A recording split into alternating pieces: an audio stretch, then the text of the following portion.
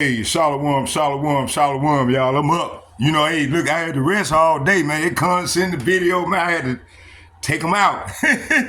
Man, I was tired, man. I had been up a whole, 2 days straight. And then, I had all that caffeine, drinking all that coffee that night, man. I did that lesson and went to that park, man. And, man, I just got burnt out. So, hey, you know, I had to back away from this thing, you know? So I got rested up, and then I said, man, let me go on out and do a lesson, you know, keep the stride going. Don't break the rank, don't break the rhythm, the Lord's rhythm. So the Lord gave me some rest, let me rest it up. So I'm back at it again. The deja vu all over again, finna do it again. You know, keep pushing myself for the Lord, you know? Hey, I ain't trying to prove nothing to none of you yebba dabba do ass niggas, man. It's about the Lord. I'm trying to get that the what? I'm trying to impress the Lord. So I ain't trying to impress no nigga. Okay, so if you think that I'm wrong and everybody got all eyes on me trying to catch me doing wrong, man, fuck you. Hey, I'm giving what the Lord done gave me to go out and do. I answer the call. I answer the call, and I'm doing everything that the Lord asked me to do for him before his coming, and to the best of my ability. Okay, I got infirmities. I had cancer. I had a lot of shit going on with me in these 58 years, you know? But hey, I'm not making no excuse, but I'm not one of them yabba dabba do ass niggas, man. And I'm gonna do the work to the best of my ability for the Lord, cause I wanna earn me a seat on that chariot. When the Lord come, the scoop his faithful, hopefully elect up, okay?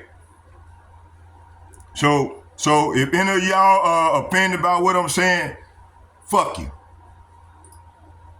Take it on the chin. So hey, I got a video, fair use. It said fair use under copyright law allows for limited use of copyright materials without permission, for purposes like criticism, which I'm gonna be doing, commentary, which I'm gonna be doing, news reporting, which I'm gonna be doing, teaching and scholarship, which I'm gonna be doing, and research, which I'm gonna be doing. All right. So fair use, I'm not getting paid for this, strictly for educational purpose under this statute. Okay. And they go to the citation. But fair use. Okay, let's watch this video. See, these people, these Edomites are getting desperate, especially the motherfucking Trump regime. He's getting desperate. So let's hear what this Edomite had. This might be a Jake, I don't know, but let's hear what you got to say.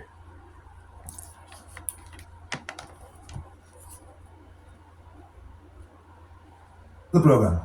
Good to be with you again, Henry. Hi. Now, as a proud, patriotic, I guess, American, when you saw pictures of Donald Trump signing that massive reconciliation package, or also known as the One Big Beautiful Bill, into law. Hey, this is the yabba dabba do ass niggas, man, that continue to trust in Babylon and trust in this devil ways.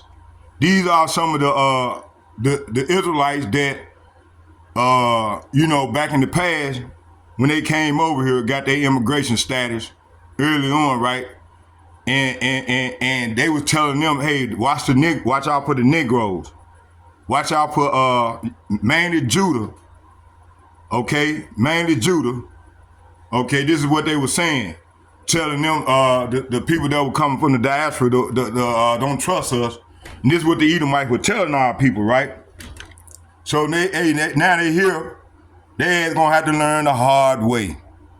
Okay?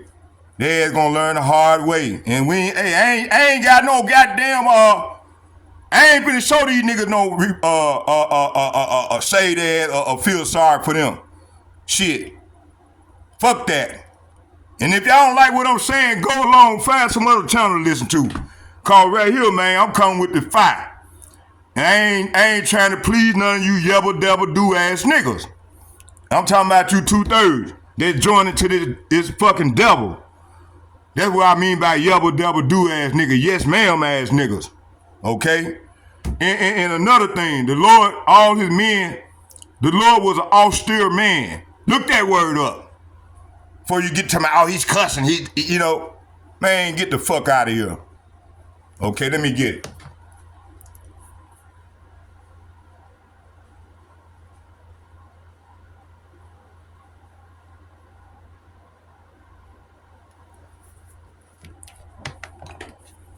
And these niggas still come with that John 3. The nigga like that still come with that John 3:16. He made promises, and it's really promises made. They think these people love them. Said, did you feel this was a triumph of democracy on the birthday of democracy, or did you feel something else? This was a triumph of the billionaires. This is the big, beautiful billionaire welfare and tax avoidance bill. Donald already is out there lying about it. He went to the Iowa State Fair and he said, well, no more taxes on tips, no more taxes on overtime, no more taxes on Social Security. None of those are true. The bill allows some people to get some tips, overtime, and Social Security without being taxed, but nowhere near the top. On the other hand, the bill literally subsidizes companies that move jobs offshore. One of Trump's campaign promises is we're going to have more manufacturing in the U.S., ignoring the fact that Biden had increased manufacturing jobs quite significantly during his one term. This bill says that if you earn your profits offshore and you're an American company, you only pay the half rate on your offshore profits. And now, how much of that do you think is understood? Because when people talk about this, and I'm seeing a lot of people discussing it on social media, they get very excited about the huge boost in funding for the border wall, for immigration enforcement and deportations. How much of that granular stuff do you think is getting through? Very, very little. I mean, I spent most of my career, going back to the 60s, writing about taxes, and they're not well understood by people, and the complexities aren't well understood. People who are well advised, who can afford $1 million a year tax lawyers, they don't even understand what. It's summer at the lake, Mystic Lake. Get ready for an epic summer and catch a show outdoors at the Mystic Amphitheater. Celebrate the 4th at Rock and Rockets featuring tax lawyers. They don't even understand it. Hey, I know my video will be long, but hey, I tell you this, if I was y'all, I would go in there and watch some videos because, hey, I spit some jewels too as well. If y'all don't, then it's y'all cost of loss. On their tax lawyers. Right. And what about the incentives that promote green energy and expand domestic production of coal, oil, and natural gas? Because I understand that's also in this huge bill. I mean, it's what's nearly 900 pages long. That's right. There'll be more burning of fossil fuels, more subsidies for fossil fuels. The subsidies that we have now for solar and wind, which even without subsidies are the cheapest form to get electricity in these days, those are going to be replaced with taxes on solar and wind, which means consumers are going to pay higher prices because of this bill. And of course, Donald ran promising, I'm going to lower the cost of everything, I'm going to stop inflation, and he's doing the exact opposite. Right. And some of the more difficult cuts in services and benefits, entitlements like Medicaid and Medicare, they're not going to come in until after the midterms. But what do you think will focus minds before that? Because the Democrats are going to hope that they can mobilize anger around this one big beautiful bill. But if the pain isn't going to be felt until after that election, how likely is it that they'll be able to do that? Henry, this was the evil political genius of the people around Trump. The tax cuts began either 6 months ago or at the end of this calendar year. But the cuts to Medicaid, that's the American Poor People's Health Care Program, they start in 2027. The elections are in 26. And there are other cuts. So what the Democrats have to do is get people to understand that these cuts to Medicaid are going to mean hundreds of hospitals will have to close in rural areas. So if you have a stroke, you have 1 hour to get treatment for that stroke before things become serious. Your nearest hospital may now be 2 or 3 hours away in the Midwest and in the Appalachians. That's going to mean nursing homes. Most of the people in nursing homes are on Medicaid or Medicare. That's going to be cut. And even people like me who work and have employer-provided health care, we're going to see more of our compensation going to health insurance because the private insurance companies will raise rates to bring in more money to keep open some of the hospitals that otherwise would be shut down because of the Trump budget cuts. I mean, this is an inflationary bill. Let's stop right there. Let's get some scripture. See, 2/3 of you yebba debba do-ass niggas, man, y'all trust in the shadow of Egypt, right? Y'all love y'all slave master, you know? So, hey, fuck you. The Lord gonna get at you niggas. You Negro, Latino, Native American, you rebellious ass kids. The Lord gonna get at you. Hey, he's done trying to reach his hand out to you devils. You wicked ass 2/3 ass niggas, you yebba debba do ass niggas, the Lord finna get at y'all, man. Let's start right here.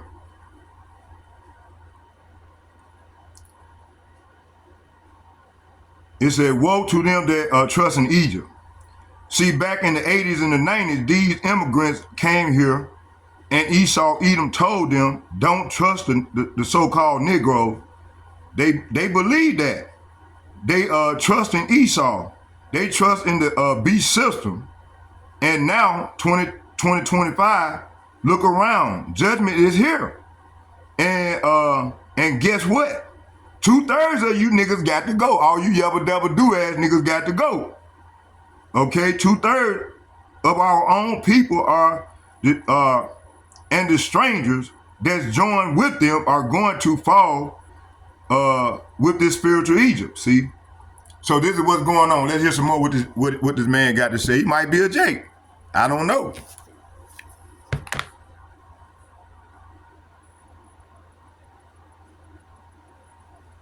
Look at the devil. And man, these niggas went out and voted for this devil. Otherwise would be shut down because of the Trump budget cuts. I mean, this is an inflationary bill. It is anti-good nutrition. It is anti-decent health care. Right, but Trump and the people around him. Hey, this is the Lord's sword in action right now. Johnston, they're worried about the people who put them into office. And even if they're going to feel the pain, it's not going to be for some time. Now, when it comes to putting all of this into context with Donald Trump's domestic agenda, he's got this big, beautiful bill signed into law now. What comes next on the domestic front? Well, Donald, who declared himself to be America's dictator in February, and I've been telling people since 2011 that that's what Donald believes he should be, is America's dictator. He's now in the process of consolidating power. He's replaced a number of generals, all of them either women or minorities, and promoted people out of order who are not particularly competent. We've always had a very good system in the U.S. of promoting competent people in the military. He is threatening to prosecute elections officials if the elections the next time around don't produce the results that he wants, which is clearly scaring people. He is suing and proposing to sue other people he perceives as critics, merely critics of the work that he does. He's extorted so far over $100 million from media companies, the most recent being CBS, 60 Minutes. Its parent, Paramount, was to be sold, and in order to get the sale approved, Sherry Redstone, who inherited control of the company from her father when he died, is paying $16 million over a nonsense lawsuit so that she can get approval for the deal to go through and convert her stock in a company called Paramount, and CBS is a subsidiary, into cash assets. Wow. And we've got the prospect of American citizens, people who've been naturalized, including one or two who are running for a New York mayor, having that citizenship stripped from them if they offend Donald Trump. And if that happens to people like Zoran Mamdani, how long before he comes to people like you who've been dogging him, David, for the best part of 40 years? Yeah, I don't have any doubts at some point he's probably going to come for me. And I wrote a column a few months ago. I'm not leaving, unlike a number of prominent professors who've moved to the University of Toronto. Donald has even said he wants to take citizenship away from natural-born American citizens. He is, in his own mind, our dictator. And the Democrats, who are in the minority in Congress, have essentially no power to do anything. And a number of courts, including especially the U.S. Supreme Court, have been expanding his power to the point where one of the justices just last week in the dissent said essentially a couple of more decisions like the ones finalized today, and our democracy will be gone. Wow. Wow. What a State of the Union. What a 4th of July Independence Day. David K. Johnston, author of The Making of Donald Trump and professor at the Rochester Institute. Okay, thank you very much. Let's go here. Make of that day, listen up, quite powerful. I ain't going on yebba dabba do ass nigga. That bullshit. Hey, let's go to the scripture, man. Here go the truth right here. Shit. You old wicked ass niggas. Now everybody making videos. But they ain't coming in the right spirit, man. The Lord want men to be on fire for him, man. Hey, I might not be well eloquent in speech, and I might cuss a make-believe word that we use in modern day term, which, hey, we learn is a learned behavior, you know. But hey, the Lord said, keep doing my work. And y'all supposed to listen to the message, not the and the message that coming from the messenger. But hey, our people, they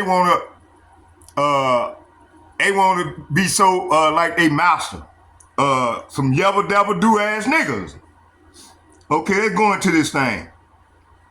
So see, back in the 80s and the 90s, in early 2000s, these immigrants came here, and Esau Edom told them, don't trust the so-called Negroes, talking about these Edomites. They believed that. They trusted in Esau. They trusted in the beast system. And now 2025, look around. Judgment is here. And guess what? 2/3 of our own people and the strangers that join with them are going to fall with this spiritual Egypt. See, this is what's going down. Let's get Isaiah chapter 30 verse 1 and 2.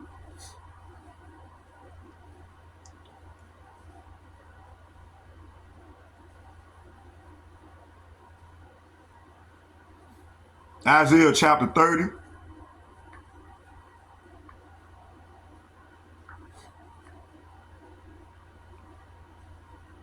You know, back in the day, they used to come at me on them jobs. That's why I couldn't keep a job all the time, because, man, you had these goddamn Edomites, they trying to come at me or to try to turn me out to make me, goddamn it,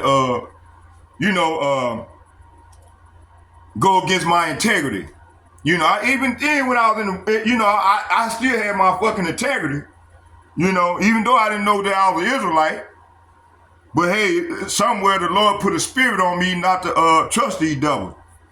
Okay, and I've been that way ever since. Isaiah chapter 30, verse 1, and it reads, woe.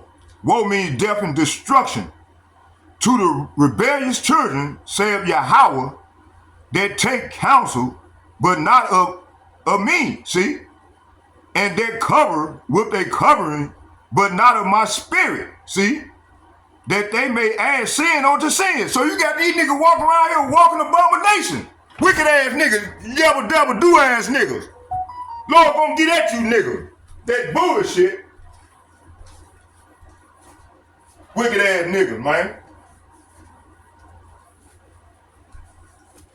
Hey, man, I'm 58 years old.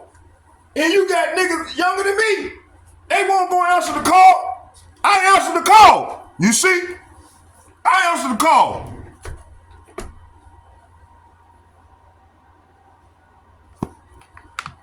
Oh, you yebba dabba do ass niggas, man. That's what I'm gonna start calling you. I hope the brotherhood start calling y'all niggas yebba dabba do ass niggas too. Wicked ass niggas. Let's go here and get a precept to what I just read. Let's go to Zechariah.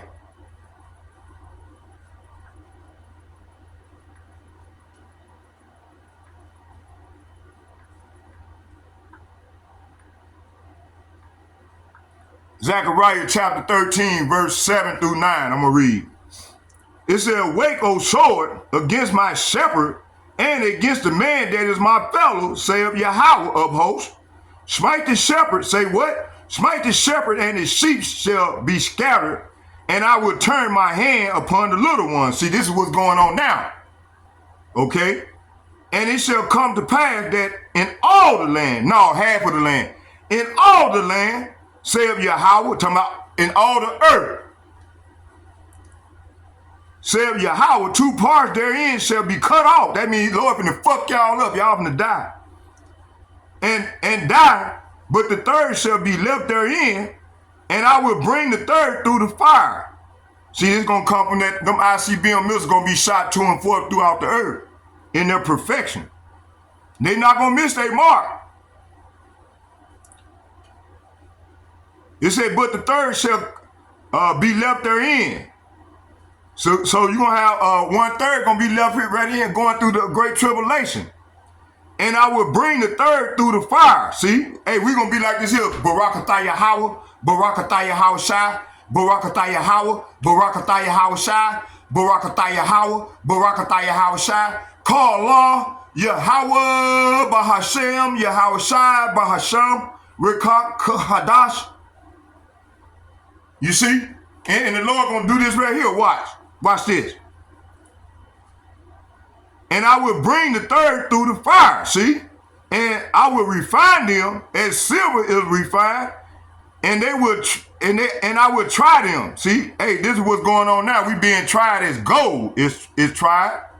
And they shall call on my name. See? Barakatah Yahawah, Barakatah Yahawashi, Barakatah Yahawah, Barakatah Yahawashi. Call volume, YAHAWAH BAHASHAM YAHAWASHI BAHASHAM Rikak Kadash.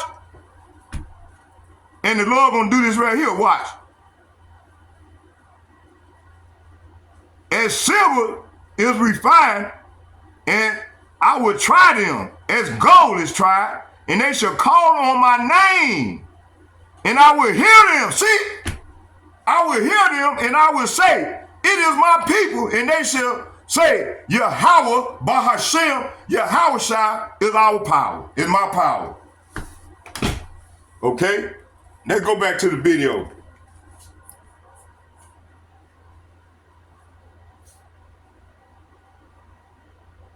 Is the 2/3 doing this right now?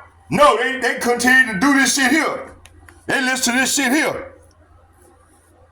Very much indeed. What do you make of that, dear? They listen to this motherfucker here.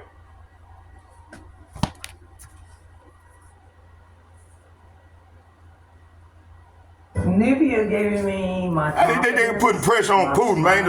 Putin is the Lord man. What the fuck are these people talking about? A little bit better because I got my. Now, Donald Trump Putin up in the shoot them arrows at this bitch. Patriot air defense system. China, they been shoot them arrows at this bitch, man. This hoe. He was asked by a journalist for his reaction to news of a maternity hospital being attacked. We can't wait. Come on, Lord, send them arrows. I know. You'll be seeing things happen. And he's already teased that he'll be making a major statement on Russia on Monday. Let's hear now from Alexei Goncharenko, who's Ukrainian MP for Odessa. Good evening, Alexei. Hello. Thank you very much for coming on Times Radio. Let's talk about the Patriot missiles first, because Donald Trump has confirmed that he will be sending, or is indeed already sending, Patriot missiles to Ukraine as requested. Is that... man, Putin get tired of America, the Western Empire, man. Good news, and definitely I'm happy. See them arrows? You see them arrows coming out of the silo? And every you see? missile saves, that's a silo, see?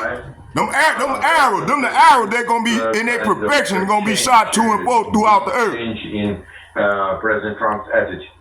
That gets more precept. Matter of fact, yeah.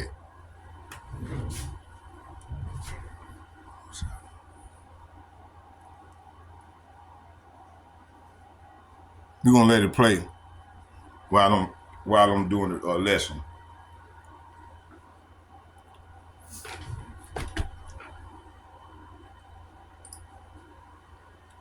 Okay, let's go back here. Isaiah chapter 30, verse 1. Again.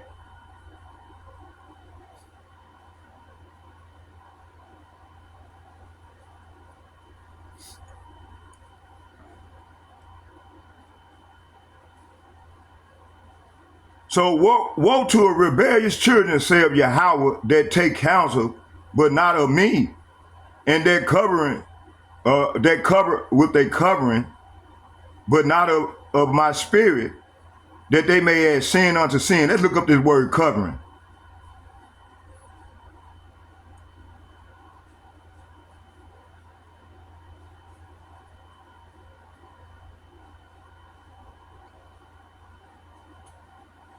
Covering is counsel. In this 6098.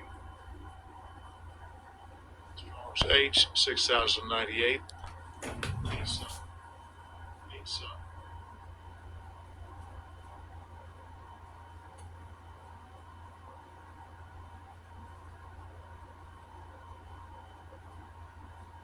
Esau. They take covering in Esau. They take cover in Esau. look, you can't make this shit up. Look. Esau. Asai.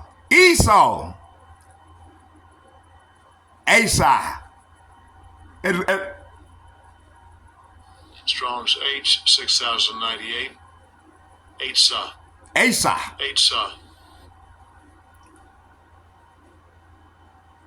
Counsel, advice, purpose. See? See?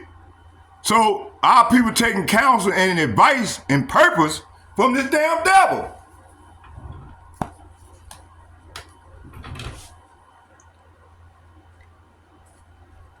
It's all right, Lord got something for y'all ass.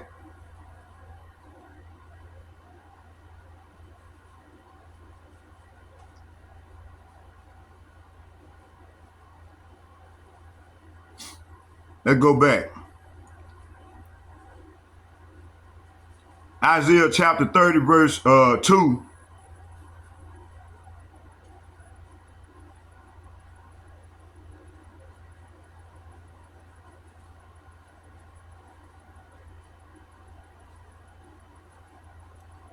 It said, the Lord said, what sorrow awaits my rebellious children, said the Lord.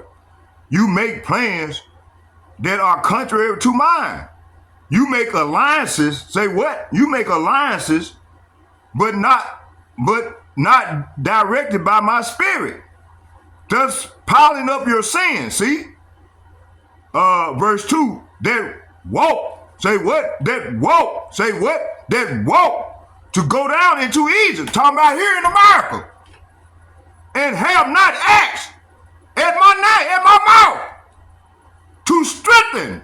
So you strengthen this devil, all you wicked yebba debba dooians niggas.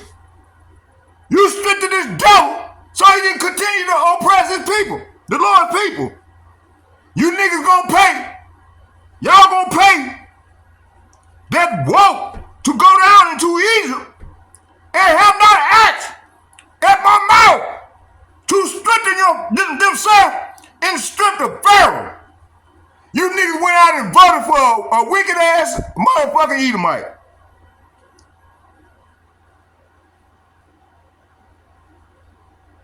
It said the strength of Pharaoh to trust in the shadow of Egypt. See? So you yebba dabba knew, hey, this is what's finna happen to you niggas. Let's go back.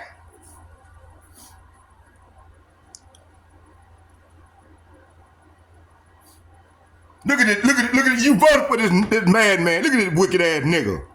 Look at him. I thought y'all had 4 years of this nigga, y'all went out and voted for this nigga again. See, y'all finna meet them arrows, see? Y'all finna meet these right here, coming up out of there. Watch, look, watch.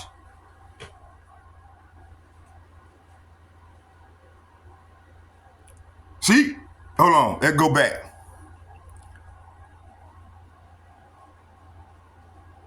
Missiles during one night. So I hope it will be a really significant numbers, because 10 or 20.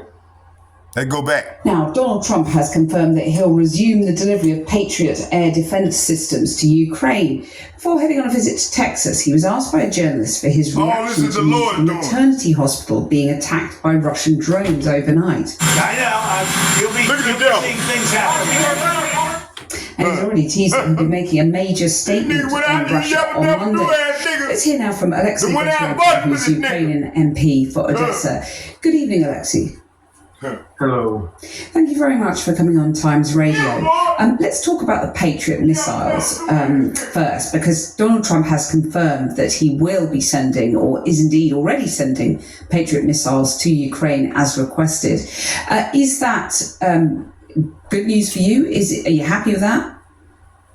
Definitely, it's a very good news, and definitely I'm happy because first of all, because it's really needed, and every Patriot missile saves the Ukrainian life, but also because it looks kind of a change, a big change in President Trump's attitude. Also, it's very important how many of missiles we will receive, because there are media reports about maybe 10, maybe 20, maybe 30 missiles. For your understanding, just last night, the previous night, Russia used more than 500 drones and missiles during one night. So I hope it will be a really significant numbers, because 10 or 20 missiles will not change much. So but again, it is very important political signal too. Yeah, so when you say significant number, how many would that be in your view? In reality, it should be hundreds, at least many dozens, in order to protect, because Russia is using a lot of missiles, even if not to use it against Russian drones, just against ballistic missiles, which can be intercepted almost only by Patriot systems. Still, it is a big number. Russia is really producing a lot, and to protect people, we need really a lot of missiles. And I mean, you've been referencing some of the drone strikes that you've been enduring this week. This barrage that damaged a maternity hospital in Kharkiv, it's been really intense, hasn't it?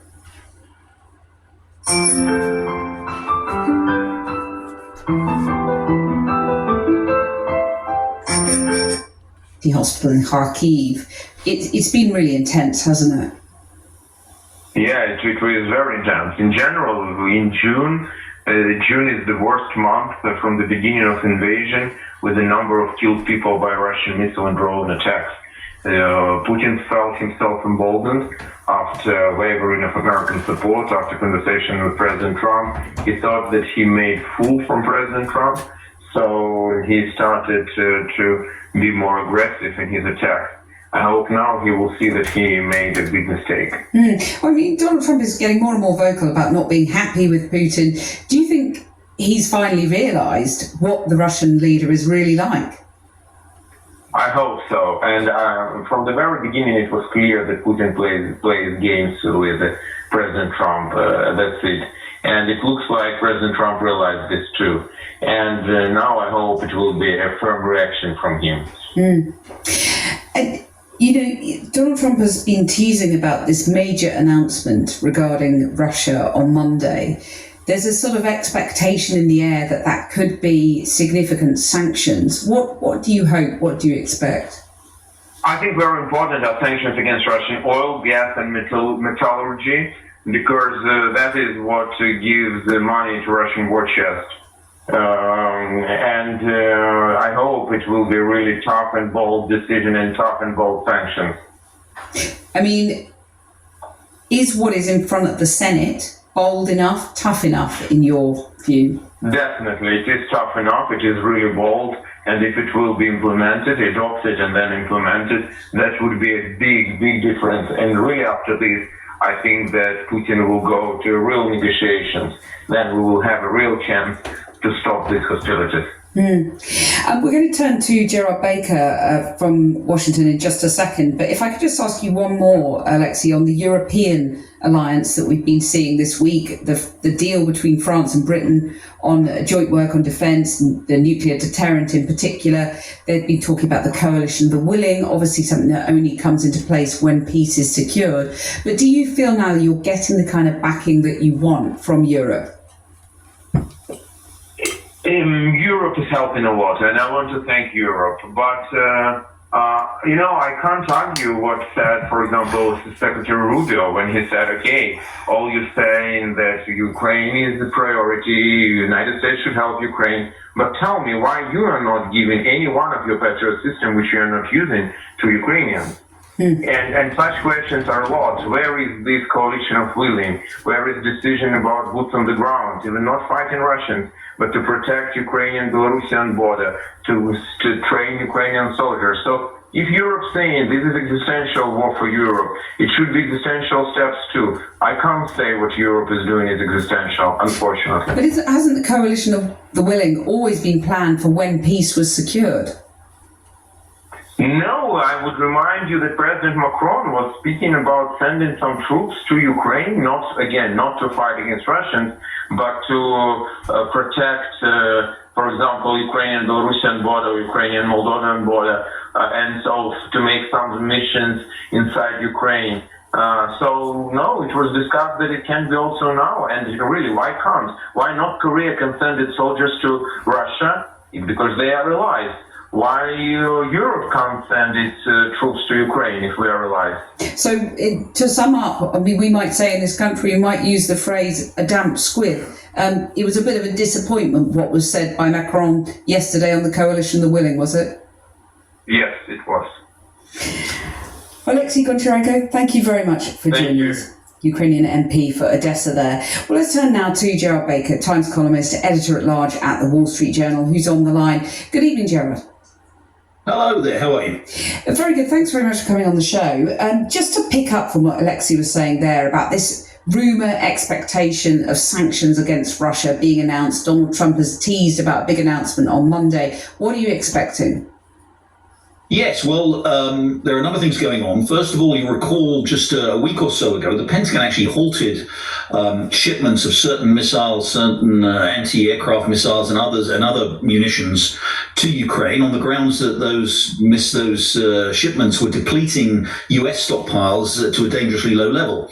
That was fundamentally and fascinatingly actually overruled by President Trump. President Trump essentially said that wasn't true. The US actually could continue to carry on with those munitions transfers, and actually overruled his own Secretary of Defense, Pete Hegseth. So that was the first thing that happened.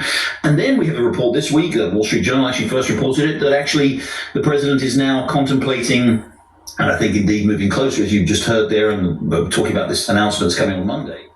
Okay, let's get some script. Let me see here. Let's go here. So the Lord is this thing is flaring up. Okay, ain't gonna be no fucking peace, man. Hey, the brother's been telling y'all people still in la la land. Let's go here. So 2/3 of our own people and strangers that join with them are going to fall with the spiritual Egypt. See, pursuing 2nd Ezra chapter 1 verses. Isaiah chapter 30 verse 1 and 2. Let's get 2. It said, "They walk to go down into Egypt and have not asked at my mouth to strengthen themselves in the strength of Pharaoh." See, so our people, man, they trust this devil. Look. They trust these devils. It says here, to strengthen. And look up this word strengthen. Let's see what that means.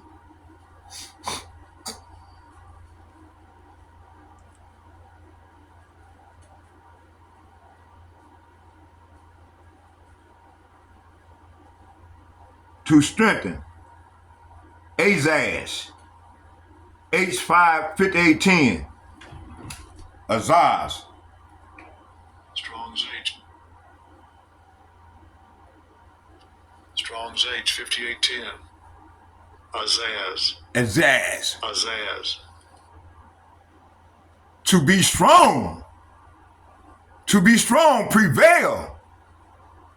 To make firm, strengthen. See, this is what our people doing, right? Okay. Okay, let's go back. So, let's go here.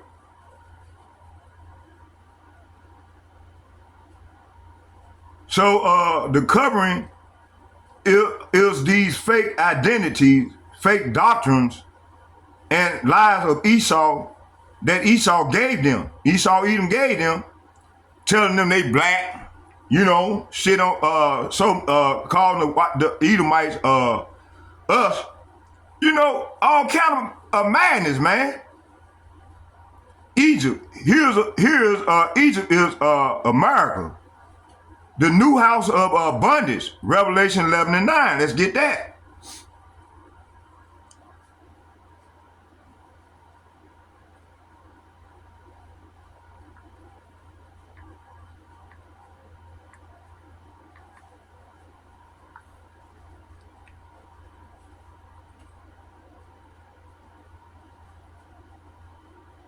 Let's start at 8. It said, and their dead bodies shall lie in the streets of that great city, which is spiritual, is called Sodom and Egypt, where also our Lord was crucified. See, how did they crucify our Lord here? His name. So when you go here to Job 9:24, let's get it.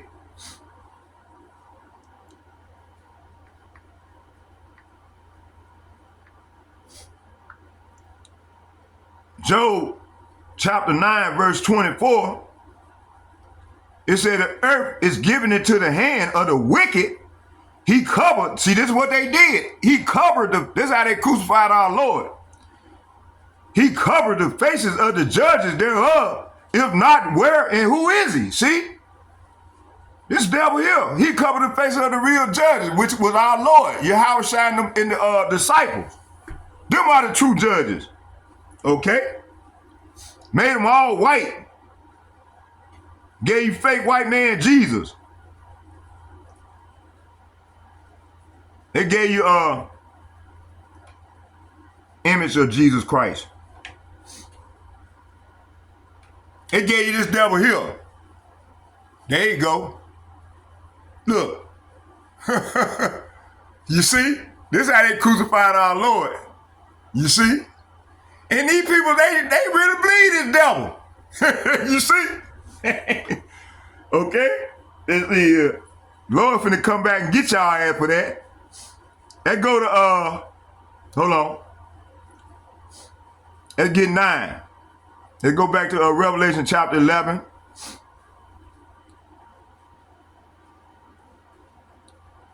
Revelation,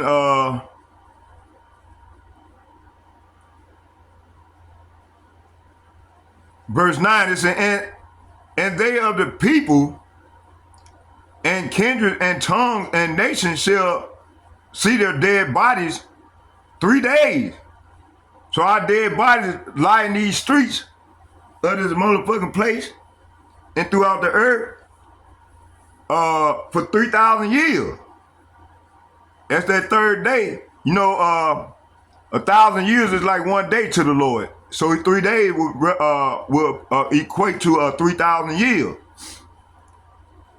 And shall not suffer their dead bodies to be put in the graves. So 8 and 9 is saying, and their dead bodies will lie in the main streets of Jerusalem. Okay, this happened in 7 AD. The city that figuratively called Sodom. So right now, we all over here on the Western Hemisphere. All the whole 12 tribes. Jerusalem is a people first before a city or a state. So we all here in this motherfucker here, Egypt. This city, it said the city that is figuratively called Sodom and Egypt, the city where the Lord was crucified, see? His image, his name. And for 3.5 days, all peoples, tribes, language, and nation will stare at their dead bodies, and no one will be allowed to bury them.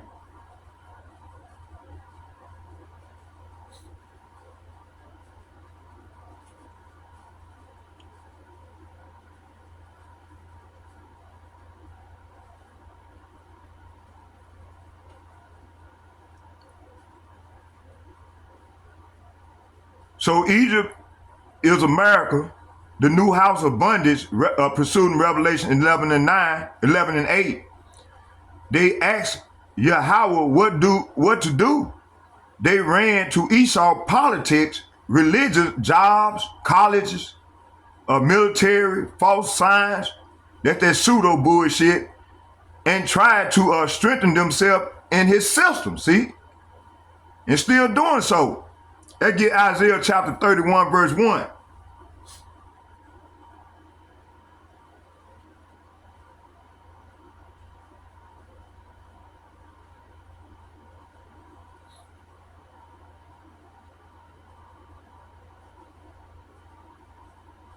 Isaiah chapter 31, verses 1 and 2.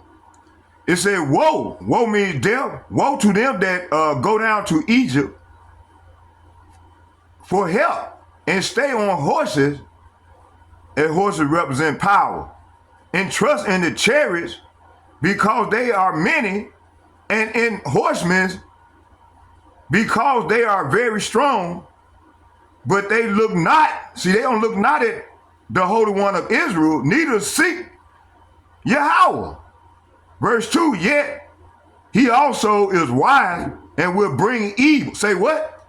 Yet he is also wise and will bring evil and will not call back his words, but will arise against the house of the evildoers and against the help of them that work in iniquity. See, talking about the Lord. See, so this is what's going to go down to you yebba debba do ass niggas.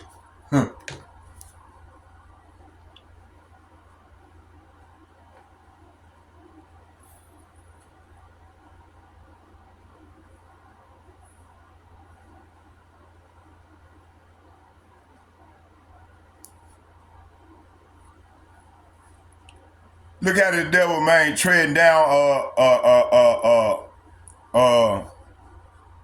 destroying America, man. And Putin smiling. He finna ready to cross America out, boy. Soon that marker, that chip, soon that chip get implemented. I mean, it was not even feels like it was not even 5 months ago that Trump got so upset with Ukrainian President Zelensky that he essentially threw him out of the White House before he had time to eat his scheduled lunch. So let's just take a quick. Hey,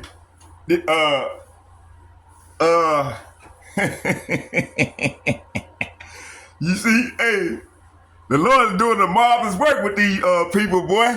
Trip down memory. Hey, listen. You're not in a good position. You don't have the cards right now. With us, you start having cards. Right now, you're playing cards. You're playing cards. You're gambling with the lives of millions of people. You're gambling with World War III. Yes, sir. But on Tuesday, Trump had this to say about Putin. We get a lot of thrown at us by Putin for you want to know the truth. He's very nice all the time, but it turns out to be meaningless. So, Peter, what has changed? Has Trump come around to Zelensky? Has he soured on Putin? Is it something we can't even fathom yet? Yeah, it's really fascinating. You know why Zelensky got under Trump's skin at that thing a few months ago? Because he was telling him Putin is going to shovel a lot of BS your way, that you cannot trust Putin. And Trump took offense at that. He says, no, that's just not true. In effect, what he's saying is, I've been through so much with my friend Vladimir Putin. We went through the Russia hoax together, blah, blah, blah. And now what Trump has discovered is what Zelensky told him is basically right. You cannot assume that Putin is your friend. You cannot assume that he wants a peace deal, because he doesn't. He's made that very clear. Now, it's striking to hear Trump say what he said this week because of 10 years of bromance between the two, right? Which is still seemingly inexplicable to a lot of people. Why would Trump be so favorable toward Putin for so long? Has he come around to believe what everybody else already believed, which is that Putin is not his friend? Which his own intelligence services have been telling him since his first term for the better part of a decade. And his friends like Lindsey Graham and other Republicans would tell him, Marco Rubio used to be a hawk. He would tell, the old Senator Rubio would have told him that. I don't know about Secretary Rubio. Now, does that mean... All this fucking vain talk, man.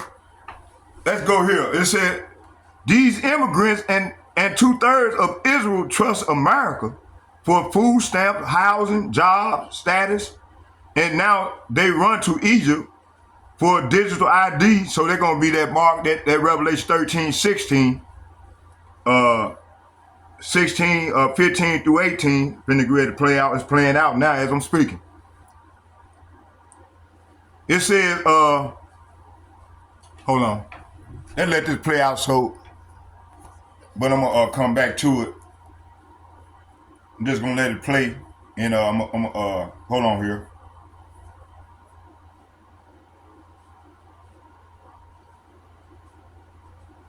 I'm gonna start doing more lessons. I would have told him that. I don't know about Secretary Rubio. I'm gonna start doing more lessons in the house too. Start going back. I'm going over there tomorrow to the police station to ask them to give me let me borrow one of their lawnmowers. Let me go cut that grass down and wreck it and clean it up over there, because I want to use my spot again where I prophesied. I love that spot. They told me it was all right because I went there and checked with them. I don't know if she was a sergeant, and the police chief was standing there looking. She said, "Go ahead, just as long as you ain't causing no problem." So, I'm gonna go there tomorrow and ask them, "Hey, give me something to clean, or have your they go there and cut that grass down and just leave it there, and I'll clean it up. I'll get some bags and go out there and clean it up. Cut it down and shit, and I'm gonna go there and clean it up so I can start prophesying over there. Okay? I'm tired of going downtown around I want to go right around the corner. With Putin. He's learned that Putin is not the guy he thought he was. And it's important to remember that Trump thought they were so close that he could snap his fingers and have a peace deal within 24 hours, he told everybody. Not even after his inauguration. He said he could do it before his inauguration, and he's discovered otherwise. Right, and Nancy, one thing that was striking was Trump says this, but this week, after Trump's comments, Russia and Putin ramp up their attacks on Ukraine. Can you take us through why Putin still seems to feel so emboldened? This is the Lord. This is the Lord doing. Hold on, y'all. Bear with me here. Let's let it play out. So what's happening on the ground is we've seen a huge uptick of the use of drones. Let's go and get some scriptures. 304. I'll go back to 304. Okay, it said these immigrants, so all these immigrants that came in the 80s and the 90s and the made kids over here, all that shit is irrelevant now because dude rolled all that shit back. It said these immigrants and 2/3 of Israel trusted America for food stamps, housing, jobs, status. And now they run to Egypt for digital ID. This is what they're going to be doing real soon here. And AI security. Okay?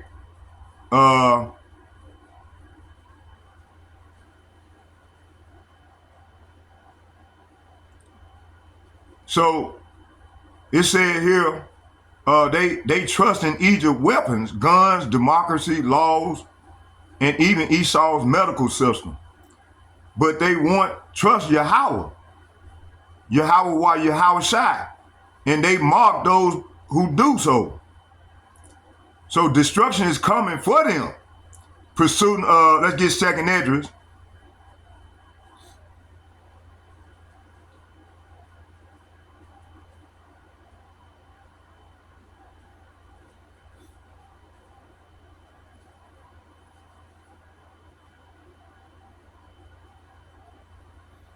Second Esdras chapter 15. I'm gonna start at let's start at 9 and read to 12. Matter of fact, let's start at 8 and read down to 12.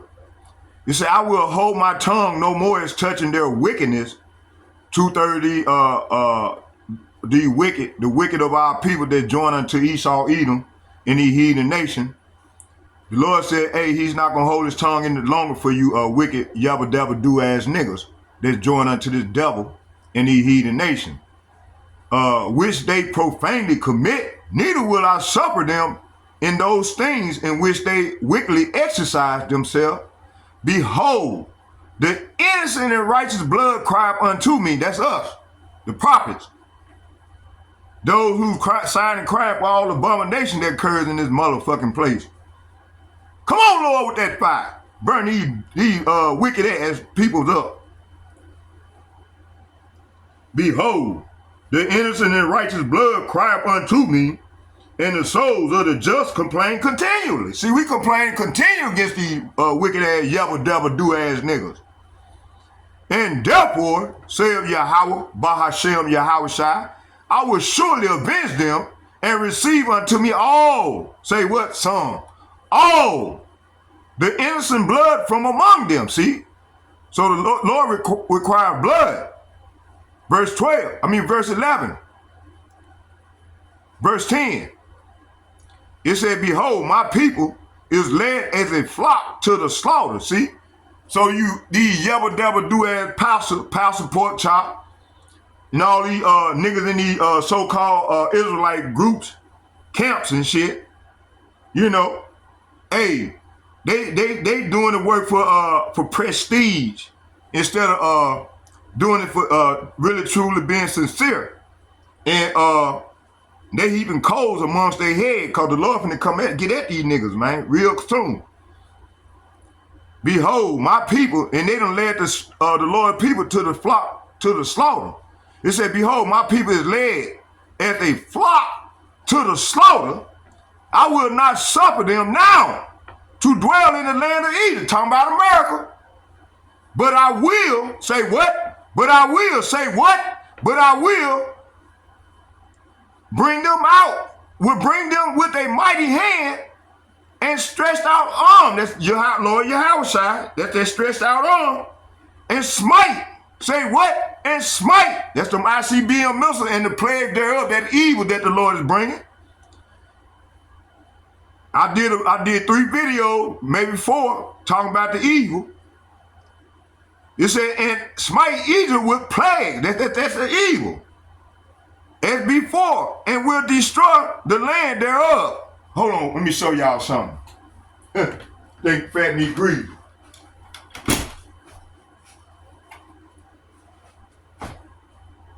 Let's get it in there.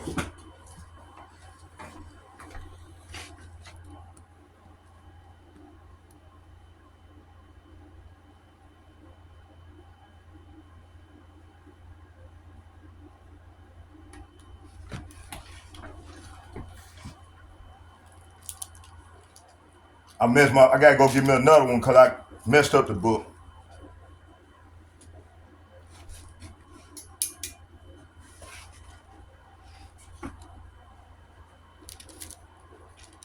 Right here.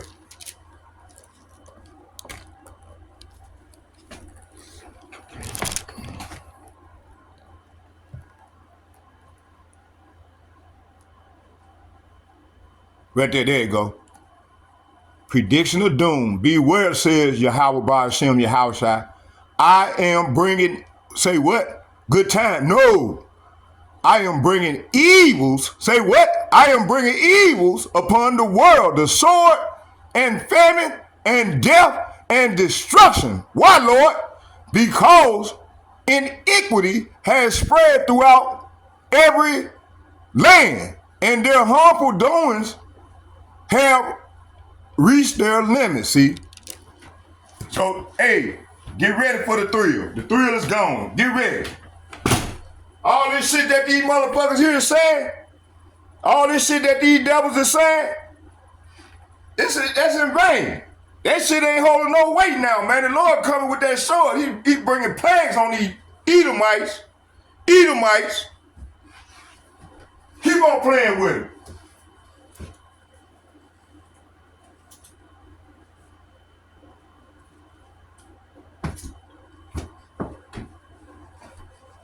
That's that evil that the Lord, y'all don't believe. I just showed you.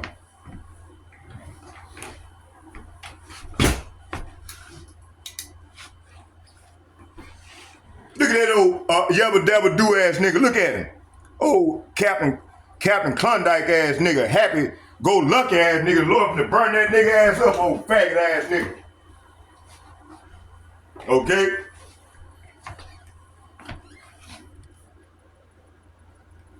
Let's watch this here. Let's watch some of Dr. Wolf. Dr. Wolf be coming hard. You see? Let me get a few more scriptures.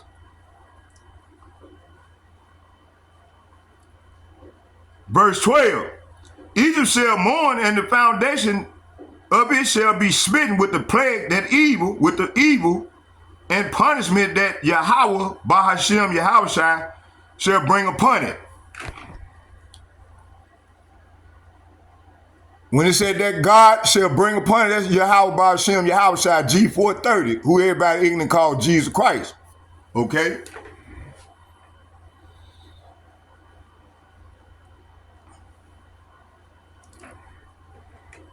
Okay, let's go here. See, look at them arrows. They're going to get worse than that. Watch this. Because everyone is, of course, focused on it. And put it in a historical perspective, which won't surprise you because you'll hear me saying what you've heard me say before on this program. The United States them planes, them steps, them the horses. These are the horses. And what you see, look at the devil. Look at the devil. Week after week, and now year after year, are the symptoms, the signs of that. And let me give you some examples. Israel is a very small country. Israel is trying to do something which was feasible 2 centuries ago. It's called settler colonialism. It's when you move a group of Europeans into a non-European area, you exclude the people one way or another, and you basically populate that area with the arriving Europeans instead of whoever lived there before. It worked 2.5 centuries ago because that's what the United States is. And we went to the final solution of the settler colonial project, which is literally exterminating all of those people. What Hitler did to Jews and gypsies and communists and socialists was not new. It was the repeat of what had been done by Germans, but also by lots of other Europeans all over the world.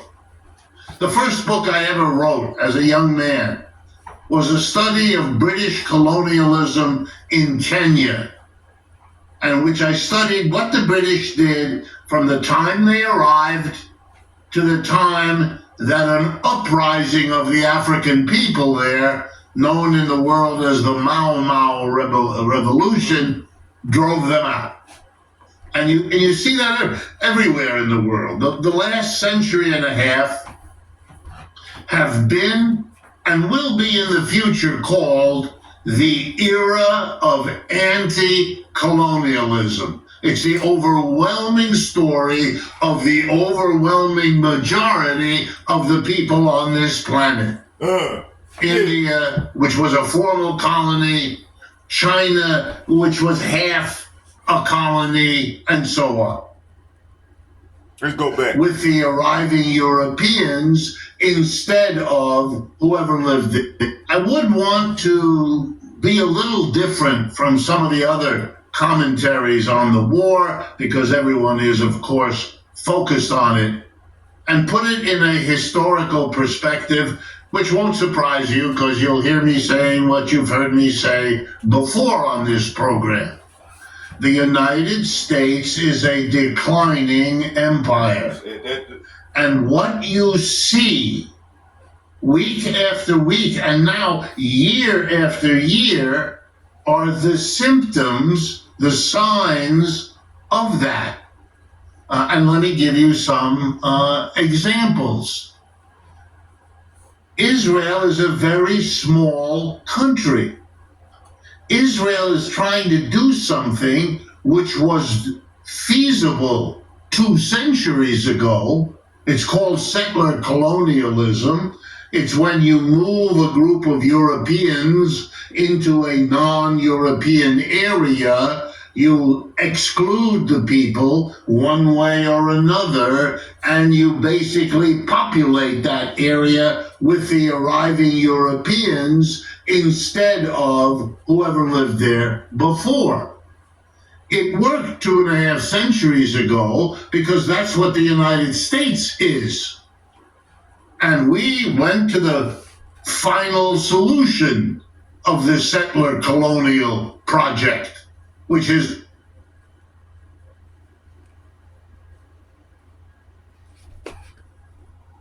$37, okay.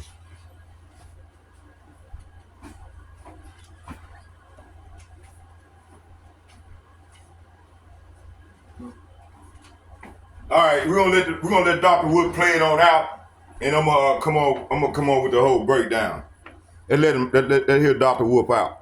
the first book I ever wrote as a young man was a study of British colonialism in Kenya, in which I studied what the British did from the time they arrived to the time that an uprising of the African people there, known in the world as the Mau Mau Revolution, drove them out.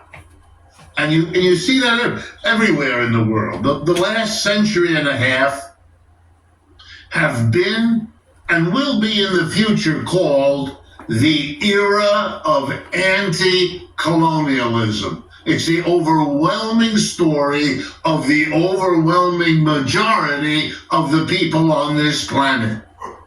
India, which was a formal colony, China, which was half a colony, and so on. What Israel is trying to do is to go against a century and a half of historical movement in the opposite direction, to undo settler colonialism, to apologize for settler colonialism, whether it's the Maori in New Zealand or the indigenous people in Australia or the Africans in South Africa, and you could go on. This is hopeless. And this has nothing to do with the particulars. You can't do now what you could do 2 centuries ago, especially if the intervening period has been an era of anti-colonialism. So what Israel has done, not willing to give up that project, and let's remember, it was British colonialism that created this opportunity for Jews escaping Europe. What Israel has done is hooked itself up to the biggest, toughest military in the world, the United States, and basically made a decision to become the military outpost of the remaining empire, the U.S. empire. And this meant it was the flashpoint for everything against all of that. And most, of course, immediately in the Arab countries that surround Israel and the larger Muslim world which surrounds Israel. And what we have seen and what we're watching today is the slow, painful, but inevitable process of teaching the Israelis that this is not going to work. Now, for a while, it can. For a while, it may continue. They have enormous commitment to military everything. And they have the endless provision of the means coming from the United States. That is their alliance. And Israel has worked very hard to support the political forces in the United States to support that alliance for obvious reasons. But it can't work. That's why the conflict never stops. The Palestinians have demonstrated that even under genocidal oppression, they're not leaving. That's incredible, given what they have suffered. They're not leaving. And they have appealed to their Arab and Islamic brothers and sisters to support them and to become problems for Israel, which those others have become. Not just Hamas, but Hezbollah, but on, and I won't rehearse it all. We all have been living through it. Eventually, they would overcome what had been their long-term good luck. That the Arab countries, and this is no credit to them either, that the Arab countries were afraid. Anyone who pushed back too much against Israel would get bombed, would get missiled, would get overthrown, and would incur the risk that the United States would help. And they didn't trust each other. And so every now and then one of them would make a deal with Israel to be allowed to do something. This is called destabilization. So they've been destabilized. Read MS 200. Read that. I'll send it to you all, so there ain't no excuse. I'll send it to y'all again. That the others might not be. Not a pretty picture. Get it, Dr. Wolf. But eventually, the Arab countries figured all this out. Yeah. If I can understand it, so can they. Uh-oh. And they realize we have to come up with one of us that can show the Israelis why and how we're willing to fight back. And they found two. The first one is this mysterious group referred to in the American media as the Houthis. The Houthis is a part of the population of Yemen, one of the poorest countries on earth, basically a sliver of inhabitable land in an otherwise desert over there. People who very frugal, very hard-working, able to live on next to nothing. And slowly it became clear they are located where they can stop shipping in an important part of the world economy, and they can shoot missiles into Israel. And nobody can stop them. The United States tried. Earlier this year, a month of steady, heavy bombing by the United States had no effect. Oh yes, we killed a few people, we broke a few buildings. Couldn't stop it. Can't stop it now. Okay. The second was Iran. Iran is a supporter of Hamas, Hezbollah, Houthis, fill in the blank. And why? Because it is too big and too powerful and too well connected for the Israelis to dare. And what did the Israelis do? What in a way they had to do. I'm not excusing them, I'm trying to understand their logic. They had to show that they would do what everybody was counting on them to be smart enough not to do. So they attacked Iran.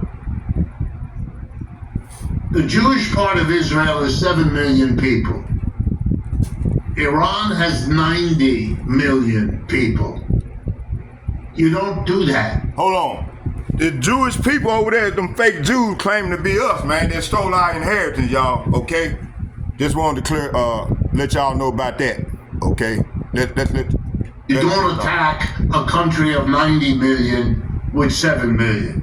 And you sure don't do it while you're busy fighting a war in Gaza, which the whole world condemns you for.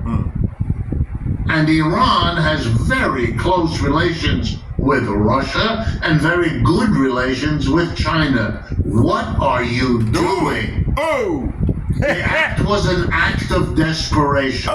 The hope of Mr. Netanyahu, obvious to those who follow, was to draw the United States in. Yes, and Mr. Trump, when he listened apparently to Mr. Netanyahu, and didn't listen to all the voices, including inside the Republican Party, that said don't do that, did it.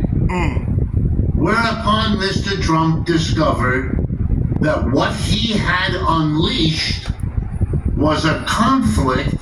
Let's get a precept. Hold on, let me get a precept. I got to get a precept. Where we at in there? Hold on, y'all. We're gonna let it play. I'm gonna come back to it. 11:06. Okay, let me turn it down. Let me get some scriptures. I'll come back to 11:06. Okay, hold on here.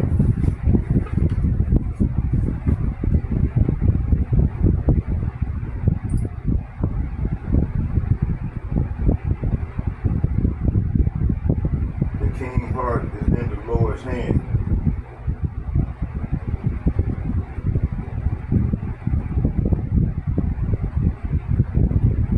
Proverbs chapter 21, verse 1, let's get that. So, ain't nothing nobody can do. Donald Trump is, the Lord is guiding Donald Trump on the left-hand side, you know. The king's heart is in the hands of the Lord, okay? All right? Let's get that. I'm gonna read Proverbs chapter 21. I'm going to read the first two verses.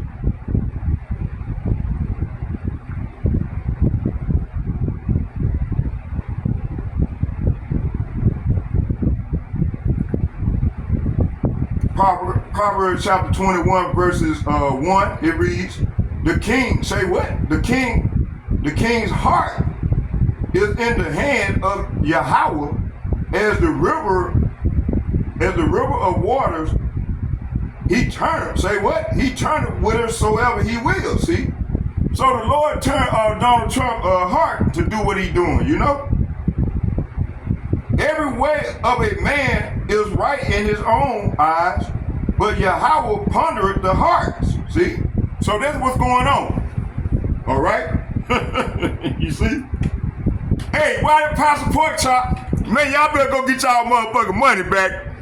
Tell Pastor Pork Chop and all them old false ass pastors in the harlot houses to give y'all fucking money back. The Lord is not in there, man. And y'all continue to go in them fucking harlot houses. The Lord finna come and destroy that shit. Let's go back.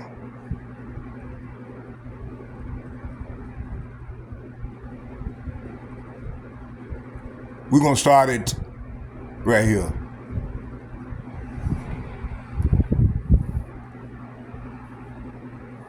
Hold on.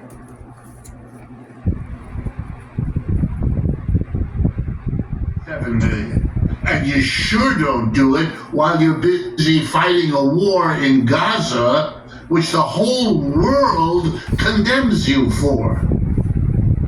And Iran has very close relations with Russia and very good relations with China. What are you doing? The act was an act of desperation. The hope of Mr. Netanyahu, obvious to those who follow, was to draw the United States in. And Mr. Trump, when he listened apparently to Mr. Netanyahu, and didn't listen to all the voices, including inside the Republican Party, that said don't do that, did it. Whereupon Mr. Trump discovered that what he had unleashed was a conflict between Israel and Iran that almost everyone other than the American media, who are useless in this situation, in a way that exceeds bias and exceeds jingoism. This is straight out propagandistic nonsense. Everyone else in the world realizes that the supports Iran has in its own country and its border with Russia, and its treaties with Russia, and its support from China versus Israel is a slam dunk of the worst sort. It's not a sustainable arrangement. And so we now see the backtracking of a desperate Trump who has to try to call off what he just turned on. Yes, he's a herky-jerky leader. Everyone knows that now. He displays that all the time. But that should not obscure us. What we're seeing here is the herky-jerky behavior of someone who's trapped. There is no future for this whole business until you sit down and try to find one. There may be one, but warfare, no. That's not a solution. That's not sustainable. That's a losing proposition. And it was before he dropped the bombs on Tehran and the nuclear bases. All of Europe had dozens of commentators, just to conclude, who enjoyed pointing out that even according to the International Atomic Energy Commission, the refined, the enriched uranium and the mechanisms to further enrich it, to make it, if they were in those three places, had been removed from those three places. So that even if your bombs got there, which was an open question, this kind of warfare hasn't been done before with bombs like that. And the Iranians had put all of this in the middle of a mountain, so it was unknown. But the point was, it wouldn't matter. It wouldn't. They have the scientists, they have the laboratories, they have the experience, and they have the uranium. What are you doing in that situation? Showing that you can bomb? Everybody knows that. Showing that you will in this situation? Given given Ukraine, there's not much doubt about that either. So this was very impulsive, but that's not the important point. It's the larger historical dead end that's being acted out. Yeah, they're desperate. Yeah, it's herky-jerky. What else do you expect? Once you understand that they're stuck in a colonial project that is an absolute no-win situation for Israel and the West. And the only sad, last point, the only sad thing is they don't want to see it, they can't see it, any more than they can see what they're doing in Gaza and how the whole world looks at it. And you have to explain that. Jewish people are no more intrinsically violent than anybody else, and they're no more blind than anybody else. So you have to ask the question, under what pressure would people like that, and I won't even add, who themselves know from their own grandparents what it's like to be on the wrong end of that kind of a situation, even they? You have to explain that, and you answer it by saying when people are put in unbearable, contradictory situations, their normal ways of looking at the world, of commiserating with other human beings, disappear, and they act like cornered animals with a level of frustration and desperation that usually ends up putting them in an even worse position.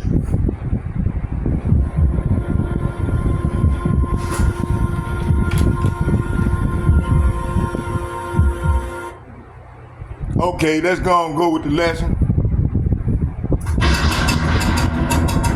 Hey, it's gonna get worse. We're gonna let that play out. I'm come on with the scripture. Let's go on, slam the sword. All right. So this is what we seeing, okay? That's not gonna get better, man. It's gonna get worse and worse. Like Dr. Wolf said, it's gonna get worse and worse.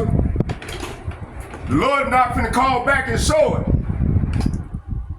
I just read it to you. Pursuing Zechariah chapter 13, verse 7 through 9. Okay? Now, let's go back. I'm starting at the top. I got a lot of precepts here. A lot of them. But let's start at the top. Malachi chapter 1 verses 3. It reads, and I hated Esau and laid his mountain, talking about his government. So this is what's finna ready to go down.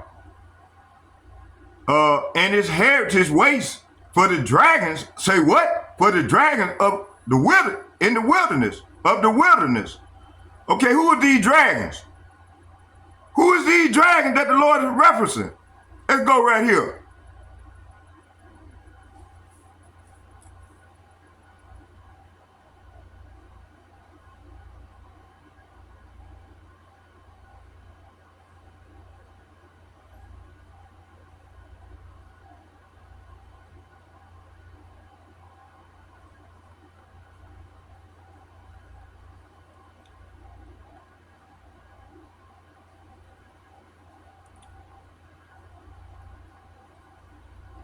End time prophecy is playing out right before our eyes, man. And our people can't see it. They too busy living in murk. Dragons of Arabia. They're gonna make Obadiah chapter 1 verse 4 come to a pass.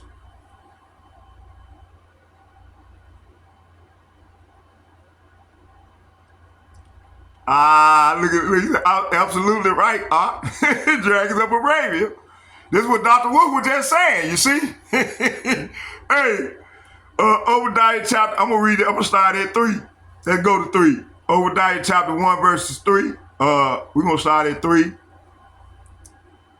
I'm gonna try to go 2 hours, and then we're gonna do a part 3. Then we're gonna process the video, and we're going to do a part 3 later on if the spirit jump on me. Okay, let me see. Or either tomorrow morning when I get ready to go out to the highways and byways if it's the Lord's will. First, let's say if it's the Lord's will, go out to the highways and byways tomorrow morning. Okay, let's see here. Let's start here. Because I was bringing it out with the little brother today. Beautiful little brother, man. He said, man, I was doubting you at first, but man, I'm seeing it now. Hey, all praises to the Lord.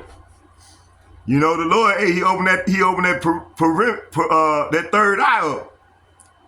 So that means you might be part of the elect, brothers, but you got to carry the title, man. You can't be just sitting back, set on your lead like a lot of these brothers on my page. They think this shit is, they taking it for entertainment. Okay? Let's start at the top. It said the burden of the word of Yahawah to Israel by Malachi, the prophet. I have loved you, said Yahawah, talking about you Negroes, Latinos, and Native Americans along with these speckled birds. Yet, ye say, wherein hast thou loved us? See, this is these old 2/3 yebba debba do-ass niggas. They back in they lot. Talking about, when I say yebba debba do niggas, I'm talking about, I'm referring to the ignorant ass people, our people, Sodom's children, which consist of 2/3 of you, Negroes, Latinos, and Native Americans. Okay? Join unto these heathen nations, and mainly Esau, Edom. All of you is yebba debba do ass niggas. Okay? It said, I have loved you, said Yahawah. Yet ye say, wherein hast thou loved us? Was not the Lord said, was not Esau Jacob's twin brother? I'm just saying twin, but it says Jacob's brothers. That means with apostrophe S belonging to Abraham, Isaac, and Esau. Esau is Jacob's twin brother, but that's that different nation in what's called in her womb. Said Yahawah, yet I love Jacob. See, the Lord loved Jacob. He said in verse 3, and I hated Esau. Say what? And I hated Esau and laid his mountains talking about his governments and his heritage. Say what? And his heritage waste for the dragons. Uh-oh. Who are these dragons of the wilderness? Is not that land over there a wilderness? Okay. So the Lord said, I have always loved you, said the Lord, YAHAWAH BAHASHAM YAHAWASHI, but you retort, really? How has you loved us? This is what the ignorant ass yebba debba dude niggas said. And the Lord replies, this is how I showed my love for you. I love your ancestor Jacob, but I rejected, say what? But I rejected his brother Esau and devastated his hill country, see? That's Petros, where this devil come from. And I turned Esau's inheritance into a desert of jackals, see? So this is what you're seeing right now. That's a jackal, okay? Delinsky is a Edomite. He's an Edomite. A jackal. And look up that word jackal.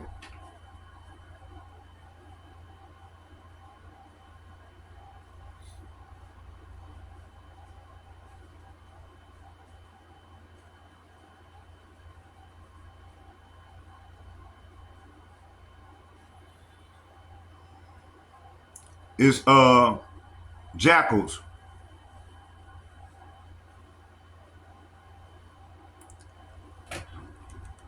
Strong's H8568. Tana. And second entry, Tana. There you go. Habitation, jackals, the what? Dragon. Uh-oh. Sea monster. Meaning uncertain. Okay, let's go right here. Now let's go back to the,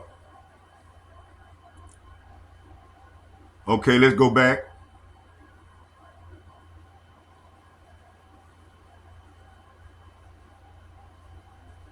Real time, let's go right here. Let's tackle this dragon.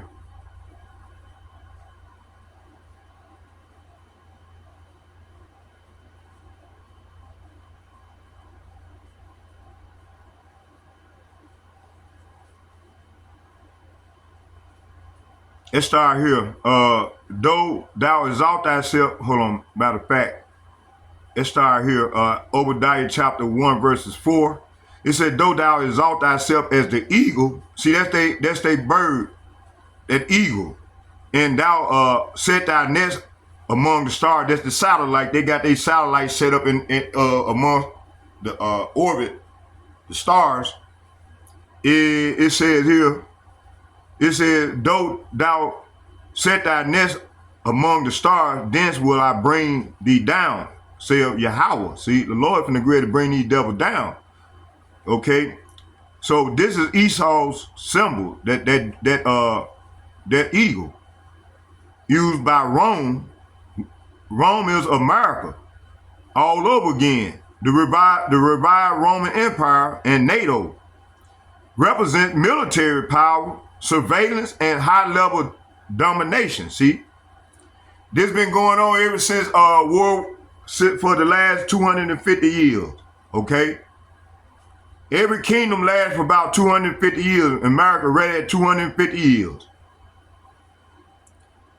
Today, America has embassies, satellites, and bases worldwide, including in Arabia Peninsula, as Dr. Wood stated. See.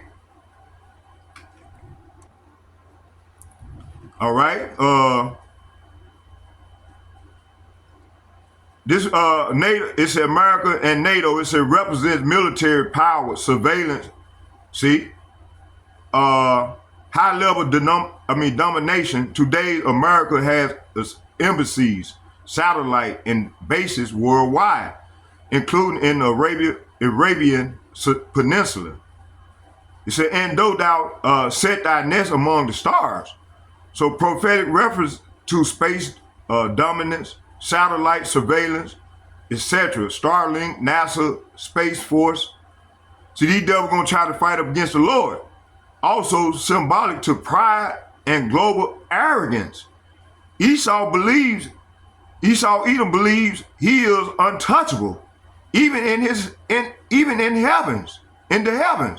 Let's start here. Let's get Jeremiah chapter 49, verse 16.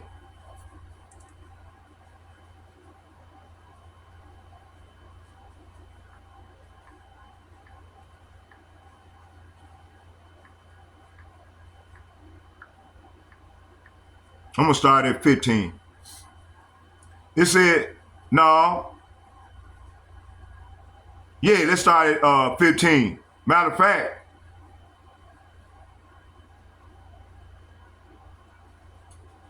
yeah, let's just get 16. It said, matter of fact, no.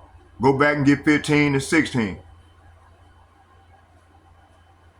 No, the Spirit said start at 13. It said, moreover, Jeremiah chapter 40, is I'm in the right?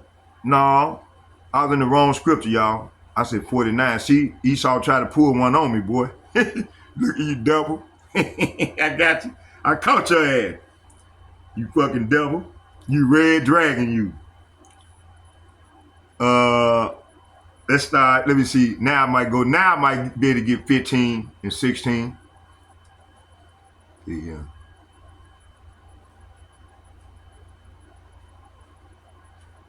Let's start at 14 and read to 16. It said Jeremiah chapter 49, verse 14. It said, I have heard a rumor from Yahawah, and an ambassador is sent among the heathen, saying, gather yourselves together and come against her and rise up to battle. See, this is what all these nations, these dragons of Arabia are getting ready to do through the Lord. The Lord is mustering up the armies, right? To attack her, talking about America. For lo, verse 15 said, for lo, I will make thee small among the heathen and despised among men. If these people not despised among the Edomites, despised among all the other nations, heathen nations round about. Verse 16, it said, thy terribleness have deceived thee, and thy pride, it said, and the pride of thy heart, which is thy mind, the heart is the mind. It said, O thou that dwelleth in the clefts of the rocks. See, these devils come from the clefts of the rocks. They were cave beasts, cave dwellers. Clefts of the rocks that holdeth the heights of the hills, see? Though thou should make thy nest as high as the eagle, I will bring thee down from thence, saith Yahawah, see? So the Lord been ready to bring these devils down, man. And you yebba devil do ass niggas that's joined unto this devil. Okay? I'm gonna let the hold on here. Let's get out of there. Let's hear a little of this. I got to excuse myself real quick. We're going to head south of the border, across the pond, through the woods, and over the rainbow to follow the meandering and nonsensical foreign policy and economic maneuvers of President Trump. Now, in the president's sights at this moment are BRICS member nations, and specifically Brazil, who had the audacity to gather recently and discuss global economic policy during a time when, admittedly, the biggest player in the game is acting irrationally and irresponsibly. And in response, President Trump took to Truth Social to offer an irrational and irresponsible response. Now, as usual, there's way more to this story than trading barbs on social media. In fact, the United States is playing a very dangerous game right now, and the economic data are beginning to portray the Make America Great storyline. So to break it down, we're going to talk about tick data, BRICS alliance, forex assets, de-dollarization, repo markets, tariffs, inflation, and something called the Washington Consensus. And if that all sounds like gobbledygook, I promise, in the next 20 minutes or so, you'll be more informed than all of Trump's cabinet. So let's go. Okay, we're gonna come back to it. Let's get some more scriptures first. Hey, Lord said, go on, bring some scriptures out, son. Okay, let's do this here. So, hold on here.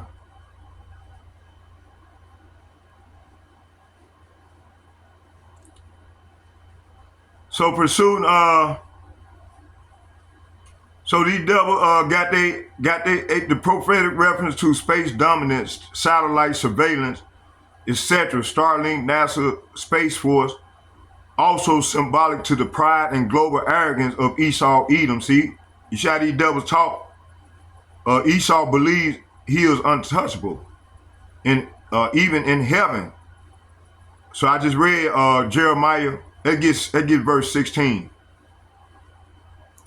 It said, the terribleness have deceived thee, and the pride of, it said, and the pride of thy heart, O thou that dwelleth in the clefts of the rocks, that holdeth the heights of the hill, though thou shouldest make thyself as high as the eagle, I will bring thee down from thence, saith Yahawah. See? So verse so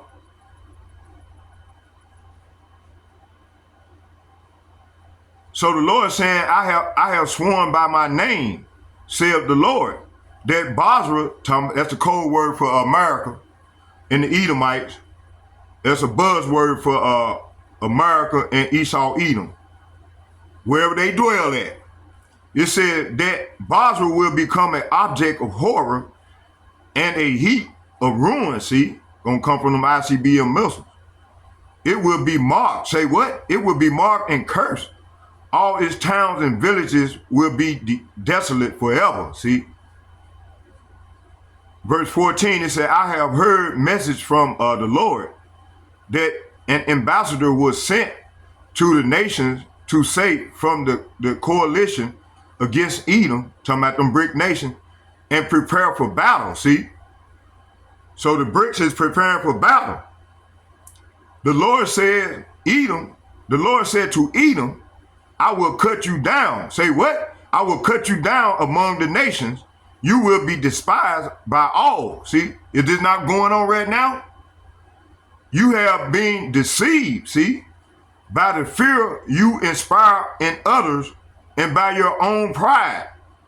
You live in the rock fortress and control the mountain heights. See, it's talking about America. But even if you make your nest among the peaks with the eagles, I will bring you crashing down, said the Lord. So is this not what's happening right now? Okay, let's hear some of this video. And I'm gonna keep going.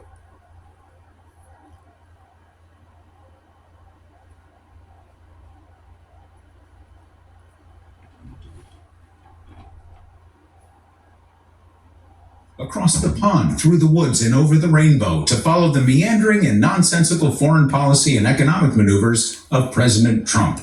Now, in the president's sights at this moment are BRICS member nations, and specifically Brazil, who had the audacity to gather recently and discuss global economic policy during a time when, admittedly, the biggest player in the game is acting irrationally and irresponsibly. And in response, President Trump took to Truth Social to offer an irrational and irresponsible response. Now, as usual, there's way more to this story than trading barbs on social media. In fact, the United States is I got to get this here, y'all. Let's get this real quick. The Lord said, thence will I bring thee down, saith Yahawah. So judgment is certain. And now we're seeing Middle Eastern, which is Western Asia, the Middle Eastern powers, the dragons of Arabia rising up. See, this is what we're seeing. Okay, who are the dragons of Arabia?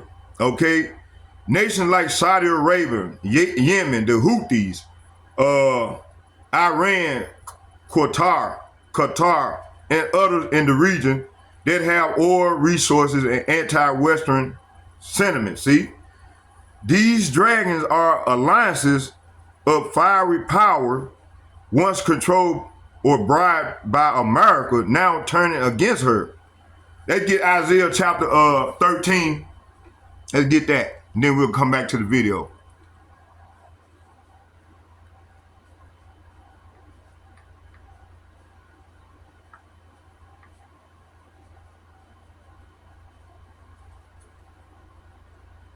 All you yebba debba do ass nigga, get ready for that fight. Lord finna burn y'all ass up with that bullshit. Like I said, man, you old feminine ass nigga talking about, man, he cussing, man, get the fuck out of here. Hey, y'all ain't gotta listen to my video. I don't give a shit. I'm doing it. Y'all look at my page, man. Listen, even through my infirmities, man, I'm still going out to the highways and byways, but you niggas, y'all sitting back marking me. You see? Hey, that ain't riding with the Lord. The Lord that's pissing them off. Where he finna rise up against you, yabba dabba do ass niggas. Let's start here,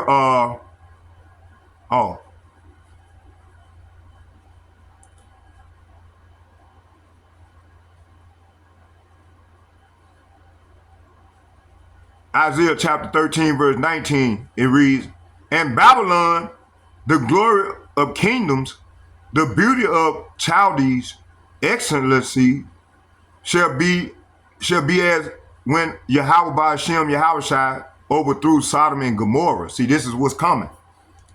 So right here, verse 19 is saying, Babylon, the most glorious kingdoms, the flower of Chaldee, the Chaldean pride. So Chaldean is another buzzword for Esau Edom. Okay? It said, will be devastated like Sodom and Gomorrah when YAHAWAH BAHASHAM YAHAWASHI G430, who everybody ignorant called Jesus Christ, destroy them, see? So the Lord is bringing the pain. I showed y'all where in 2nd Ezra 15, where the Lord said he's bringing evil, okay? Verse 20, and it shall never be inhabited, talking about America, neither shall it be dwelt in from generation to generation, neither shall the Arabian pitch tents there, neither shall the shepherds make their fold there. Okay? You see all these nations, they've been coming to America, pitching their tents, setting up shop in this bitch, and oppressing the Lord's people, man. Okay? Verse 21, it said, the wild beasts of the desert shall lie there, and their houses shall be full of doleful creatures. That's talking about these, it said, and the owls shall dwell there, and the sarters shall dance there, see? So this is what's coming to this bitch. Verse 22, it said, and the wild beasts of the islands shall cry in their desolate houses, and the dragons in their pleasant palaces. And it said, and her time is near. Said what? And her time is near to come, and her days shall not be prolonged. See, so the Lord is bringing judgment on these people, man. Okay? And 2/3 of our people that join unto these people, man. So, and the dragons, it says here go the points right here. Arabia is about to be infested with dragons, meaning fierce, wild nations rising up in the wilderness. These nations are going to help tear down Esau's empires, especially as they leave the petrodollar. See, they leaving that petrodollar. Petrodollar is the dollar that we use to buy and sell. Okay? And Esau's getting mad because don't know if they going to the brick. All these nations are turning to the bricks, and they de-dollarizing the dollar. Okay, it said the nations are going to help tear down Esau's empire, especially as they leave the petrodollar, reject U.S. military presence, and turn to the bricks. Even NATO, one of their closest allies, gonna turn against them. Real-time prophetic fulfillment. Saudi Arabia is turning from the U.S. to China and Russia. Yemen Houthis are attacking U.S. and Israel-linked ships. Iran-backed militias are rising across Iraq, Syria, and Lebanon. These dragons are no longer afraid of the eagle. They are breathing fire on Babylon. Let's get one more, then we're gonna watch some more of the video. Let's go to Jeremiah chapter 50.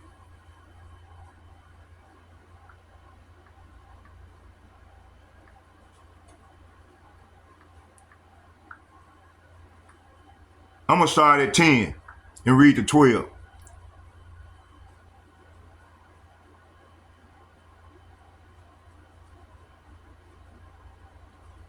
Let's start at 9 and read down to 12. Jeremiah chapter 50, verse 9.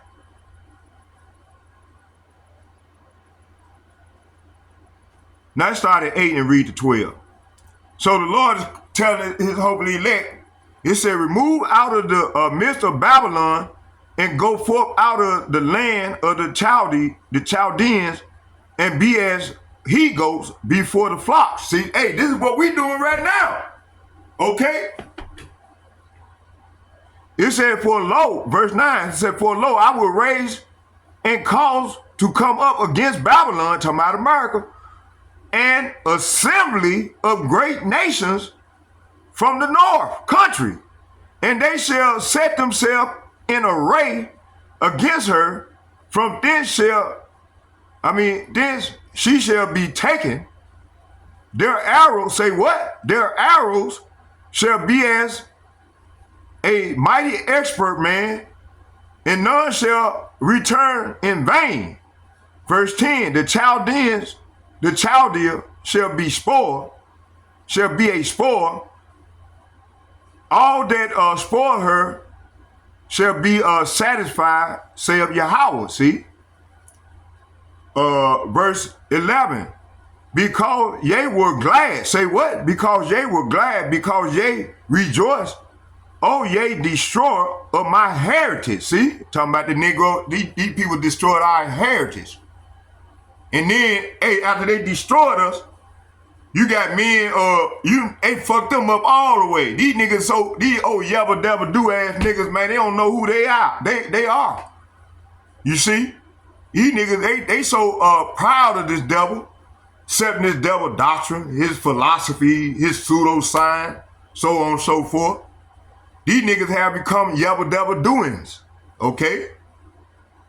It said, because ye were glad. So 2/3 of our people were glad and joined on to this devil.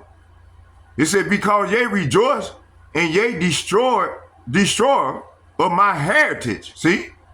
Hey, even the Lord's own people have joined to destroy the Lord's heritage.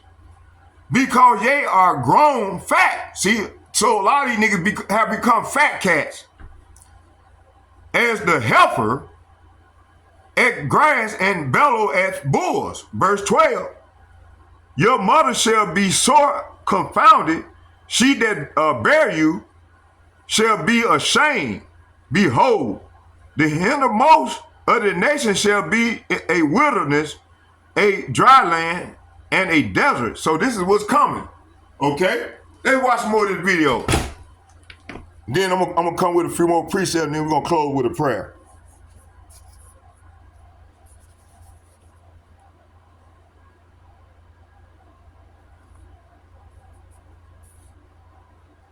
Oh, yebba debba do ass niggas. Now, as usual, there's way more to this story than trading barbs on social media. In fact, the United States is playing a very dangerous game right now, and the economic data are beginning to portray the Make America Great storyline. To break it down, we're going to talk about tick data, BRICS alliance, Forex assets, de-dollarization, repo markets, tariffs, inflation, and something called the Washington Consensus. And if that all sounds like gobbledygook, I promise, in the next 20 minutes or so, you'll be more informed than all of Trump's cabinet.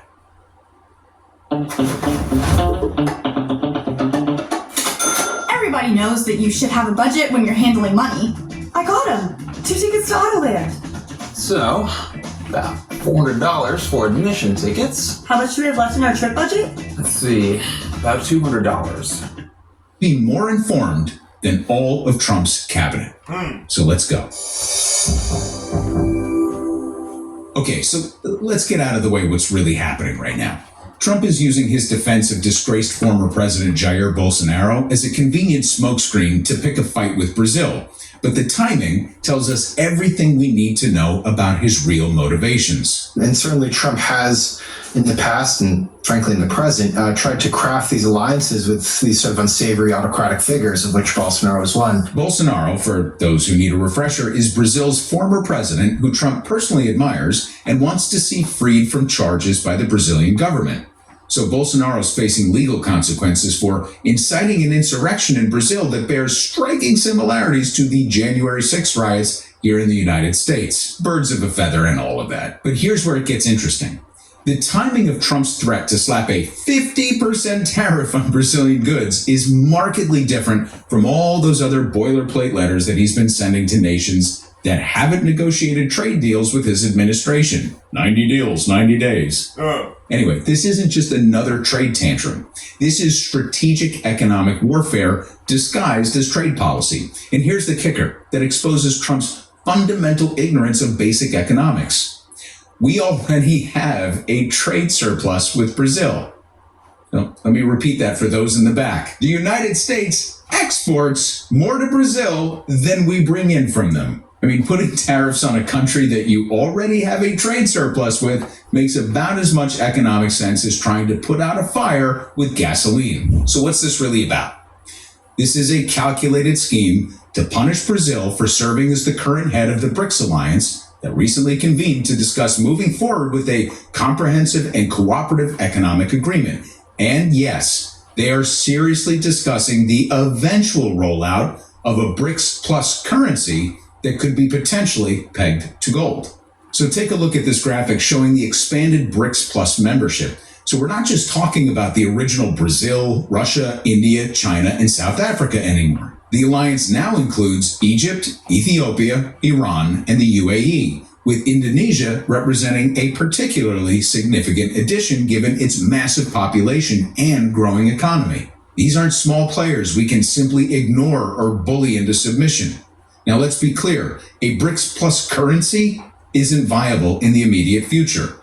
The technical and political hurdles are enormous, and even the recent summit in Brazil stopped short of announcing any concrete timeline. But here's what should terrify anyone paying attention to global economic trends. These economies are growing, their populations are expanding, and their discontent with unpredictable U.S. policies and Trump's on-again, off-again tariff threats is reaching a boiling point. So when you have countries representing nearly half of the world's population actively discussing alternatives to the dollar-denominated system, dismissing their efforts as irrelevant is kind of dangerous complacency that has historically preceded major shifts in global power structures. So let's discuss something that keeps economists and financial market observers up at night, and that is the slow degradation of the US dollar as the world's reserve currency. Now again, we're not in panic mode. This isn't an immediate threat to our economic supremacy. The dollar will remain the world's primary reserve currency for at least the next decade, if not a little bit more. But our dominance is beginning to wane in ways that have profound implications for our economic. You see how to see these people here? Oh, praise to the Lord. Oh, man. These don't think they're going to last well. 10 more years. Wow. Future. So let's understand why being the world's reserve currency is actually such a massive advantage, because people talk a lot about that, but we really don't talk about exactly why. So when other countries hold dollars in their central bank reserves, they're essentially lending us money at incredibly favorable terms. So it means that in turn, we can run large deficits. We can maintain lower interest rates. We can exercise extraordinary influence over global financial markets. So it's been described as an exorbitant privilege, and it's one of the primary sources of American economic power. Hey. But here's what the data... Yebba dabba do. See, hey, we got 10 more years, y'all. Man, the Lord gonna destroy you, old yebba dabba do ass niggas. are telling us, and it's not encouraging. The share of US dollar holdings in global allocated reserves just declined to 57.7%. It's not a ton when you look at it on a percentage basis, but it represents on an absolute basis a lot of dollars. Even more concerning is the dramatic shift in sentiment among reserve managers. In just 12 months, the dollar has plummeted from being the most preferred currency among central banks to 7th in preference rankings. This is not a gradual shift. That's a fundamental reassessment of the dollar's reliability and attractiveness. So this graphic shows our foreign exchange reserves over time. And notice the significant decline that began in late 2022. So remember, this is what we hold in our reserve currencies. So initially, the decline that you see in 2022 was driven by the Federal Reserve's aggressive interest rate hikes to combat the inflation crisis, which in turn strengthened the dollar and forced other central banks to sell their dollar reserves to defend their own currencies. But here's what should concern us. Even as the dollar has weakened recently, these reserves continue to decline. So why? Because central banks around the world are actively and deliberately reducing their exposure to U.S. assets. This isn't just about currency fluctuations anymore. It's a structural shift in how global reserves are managed, with less emphasis on U.S. dollar, regardless of the exchange rate movements. So this brings us to the fundamental contradictions in Trump's economic approach that are accelerating this global shift away from American assets. See, Trump is essentially trying to solve a Rubik's Cube while wearing a blindfold. Every move that he makes to fix one problem creates 3 new ones. So he wants to bring manufacturing back to America, right? But that requires a weak dollar to make our exports more competitive. But his tariffs strengthen the dollar by making foreign goods more expensive relative to domestic alternatives. He needs other nations to buy our goods then, right? But he's alienating every single trading partner with unpredictable threats and constant trade wars. Trump needs interest rates to stay high to curb inflation, but he also needs to lower them to energize the housing market and reduce consumer debt burdens. He wants to keep prime age labor participation high, but his administration... Hey, let's go here for a minute. Let's get Proverbs chapter 21. Let's go here. Hold on, y'all.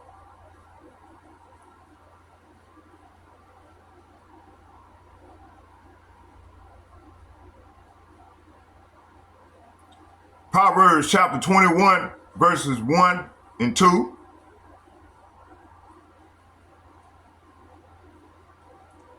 I'm going to read to 4. It reads, the king's heart is in the hand of Yahawah, as the river of water, he turneth it whithersoever he will. See? So this is what the Lord is doing. Verse 2, it said every way of man is right in his own eyes. See, so what they are bringing out. So this is right in their eyes, in his own eyes. But Yahawah pondered the hearts. See, so the Lord is pondering their hearts. Verse 3, to do justice and judgment is more acceptable to Yahawah than a sacrifice. Verse 4, and high look, say what? And high look and a proud heart, and the plowing of the wicked is sin. So he letting them sin. All praise to YAHAWAH BAHASHAM YAHAWASHI. You see? Okay, let me get a couple more real quick. Let me see. Let's get.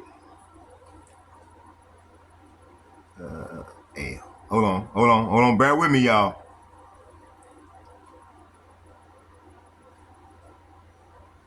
I ain't got Revelation 17 yet. Let's get Revelation 17. Revelation, okay. Let's see, Revelation.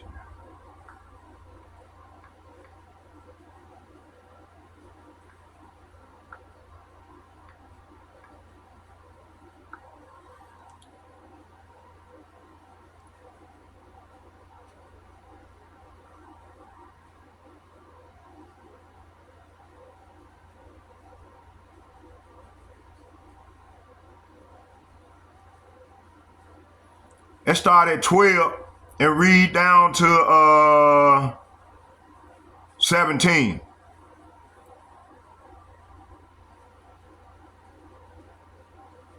Revelation chapter 11, 17 verse 11. Matter of fact, let's start at 10 and read to 18. It says, Revelation chapter 17 verse 10, it says, and there are 7 kings, 5 are fallen, and one is, and the other is not yet come.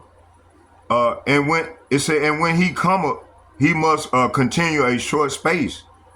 And the beast that was and is not even he is the 8th and is of the 7 and go up in perdition. Talking about Esau Edom.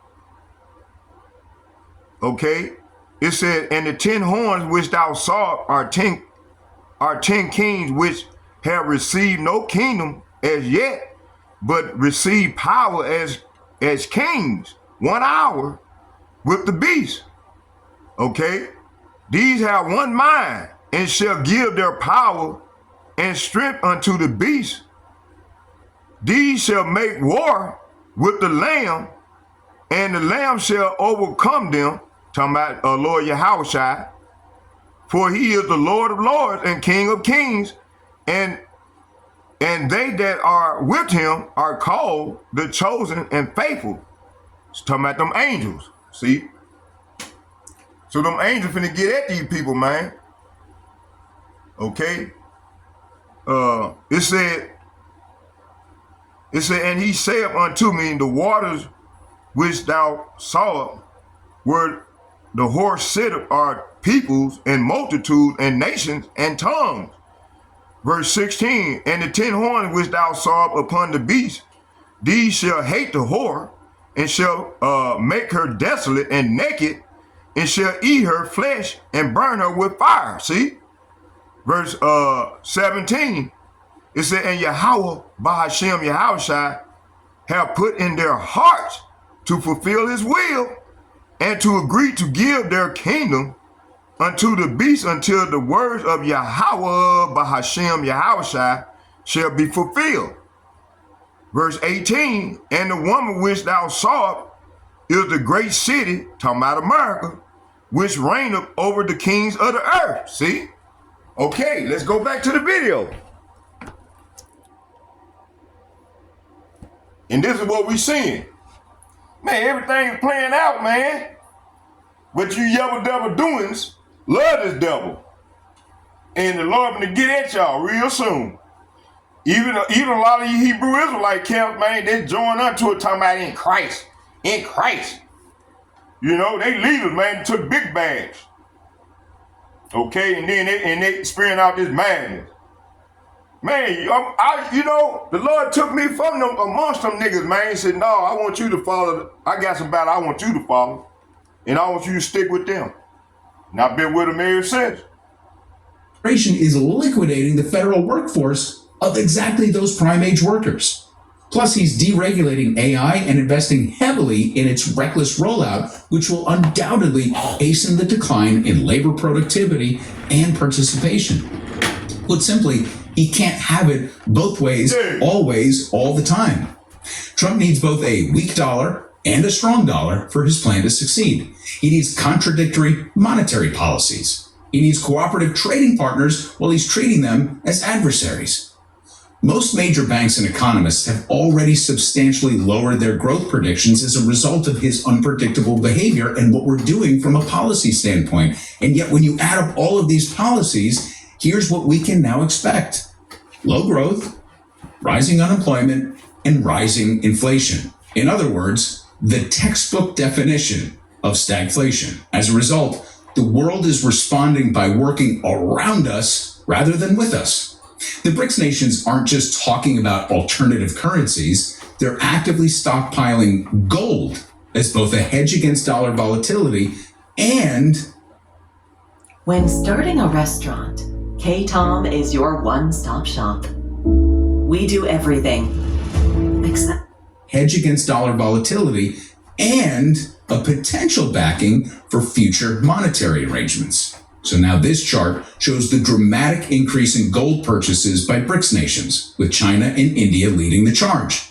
They're not just buying gold as an investment, they're building the infrastructure for a monetary system that does not depend on American goodwill or predictability. All right, so let's examine the degradation of U.S. economic fundamentals that's happening in real time while Trump plays these dangerous games with global markets. Inflation is moving higher again, despite the Federal Reserve's aggressive rate hiking campaign over the last few years. The job market, which was supposed to be Trump's ace in the hole, is imploding. Initial jobless claims are spiking, job openings are declining, continuous claims are rising, and hiring has already slowed dramatically across multiple sectors. And that includes, by the way, manufacturing, which should tell you just how well this trade war is really going. GDP growth declined in the first quarter, and all indicators suggest that we're likely seeing already further contraction in Q2 as consumer spending pulls back in response to higher prices and more economic uncertainty. Witness the sluggish returns from Amazon Prime Day, which turned into Amazon Prime Week. Let's get this here right here. It said these dragons of Arabia, the nations Esau, Edom once controlled, they are rising up. Saudi Arabia, Iran, Yemen. They're not playing with Esau. They're not playing Esau's game anymore. They're rejecting the dollar. They're joining BRICS. All these nations that's in that MS 200, man, all these nations, and most of these people are Israelites. You see? They say they're joining BRICS. They're cutting deals with China and Russia. It said, and you better believe Obadiah 1-4 is coming to pass before your eyes. That's right. 1-4 is going on right now, right before our very eyes. And I was trying to explain that to that brother earlier, you know, and he happened to be on my page, man, been getting the breakdown. He said, man, I couldn't understand this at first, brother, but hey, man, now I'm seeing a lot more, brother. I said, have I changed anything? He said, nope, you've been straight on point. I just couldn't figure it out. You know, but hey, man, if you go on and I've been following you, I'm seeing this and then watching the video from the Brotherhood. I said, hey, that's good. I said, man, you know what? I was about to pull the plug on y'all earlier, but hey, the Lord sent you to me, so that's clarification. The Lord said, no, don't bear with them. So, cause hey, a lot of you dudes been on my page for a long time, and ain't nobody, they just sitting back, set on their lead, man. And we bring it out, breaking this stuff down in layman terms so you people can see. But man, a lot of our people, man, they gonna have to learn the hard way. It's dealt by pain, man. Pursuing second Ezra, I think it's 10 through 12. Second Ezra chapter 9, 10 through 12. Okay. So Saudi Arabia is turning from the U.S. to China and Russia. Yemen Houthis are attacking U.S. and Israel linked ships. Israeli linked ships. Iran-backed militias are rising across Iraq, Syria, and Lebanon. These dragons are no longer afraid of the eagle. They are breathing fire on Babylon, pursuing Jeremiah chapter 5, verse 12. Okay, this is about America, daughter of Babylon, becoming desolate and the dragons of Arabia will help bring that to pass. See? Okay. All right, let me see here. It said whether Trump rises or falls, whether World War III breaks out or peace is spoken, it's all YAHAWAH BAHASHAM YAHAWASHI's plan. The beast, the image of the mark, as Revelation 13:16, and even world war are being orchestrated by the Most High, using kings of the earth as instruments. Pursuing, let's get Revelation 17, verse 17. I just read it. It said, for YAHAWAH BAHASHAM YAHAWASHI had put in their hearts to fulfill his will and to agree to give their kingdom unto the beast until the words of YAHAWAH BAHASHAM YAHAWASHI shall be fulfilled. Look.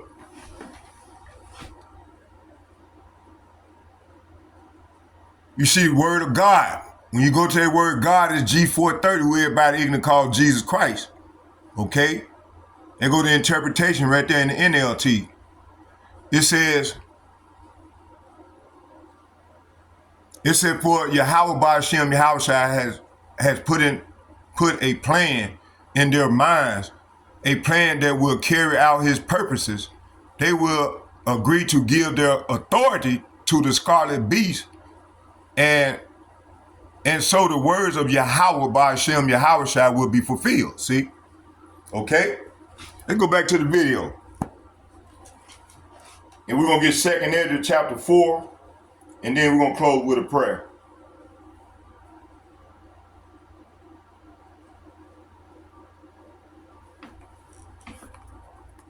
To cover for the underwhelming sales. When you have both high inflation and high unemployment rising simultaneously, you've created the perfect conditions for stagflation, which is a crisis we haven't experienced since the 1970s. And here's why this is a particularly dangerous arrangement. In a normal recession, the Federal Reserve can lower interest rates to stimulate economic activity. In a normal inflationary period, it can raise rates to cool down the economy. In stagflation, these traditional policy tools are useless or even counterproductive. So lower rates will fuel more inflation, but higher rates would crush an already weakening economy. So this means the Fed will inevitably need to do what's called the Fed put, which is to flood the market with liquidity when critical segments of the economy start to break down. But here's the problem. We need that liquidity to flow smoothly through the system, and we're already seeing signs that it's not. So we'll do this next part really quickly because we've already covered the next two charts in previous Midas episodes, but now they're going to make way more sense in context with what's currently going on. Hey, hold on, so before first, you do that. Take a look again at the most before you recent... do that, let's do this here. 2nd Ezra chapter 4, verse 34 to 38. Hold on. Yeah, 38. It said, matter of fact, we're going to start at 33.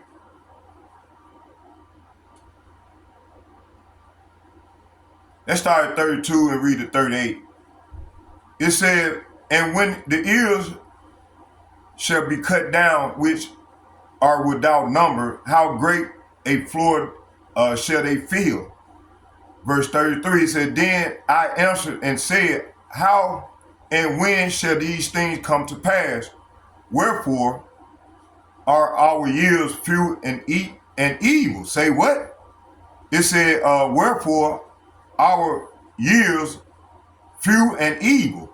Verse 34, and he answered me saying, do not thou hasten above the most highest, for thou haste is in vain to be above him, for thou hast much exceeded.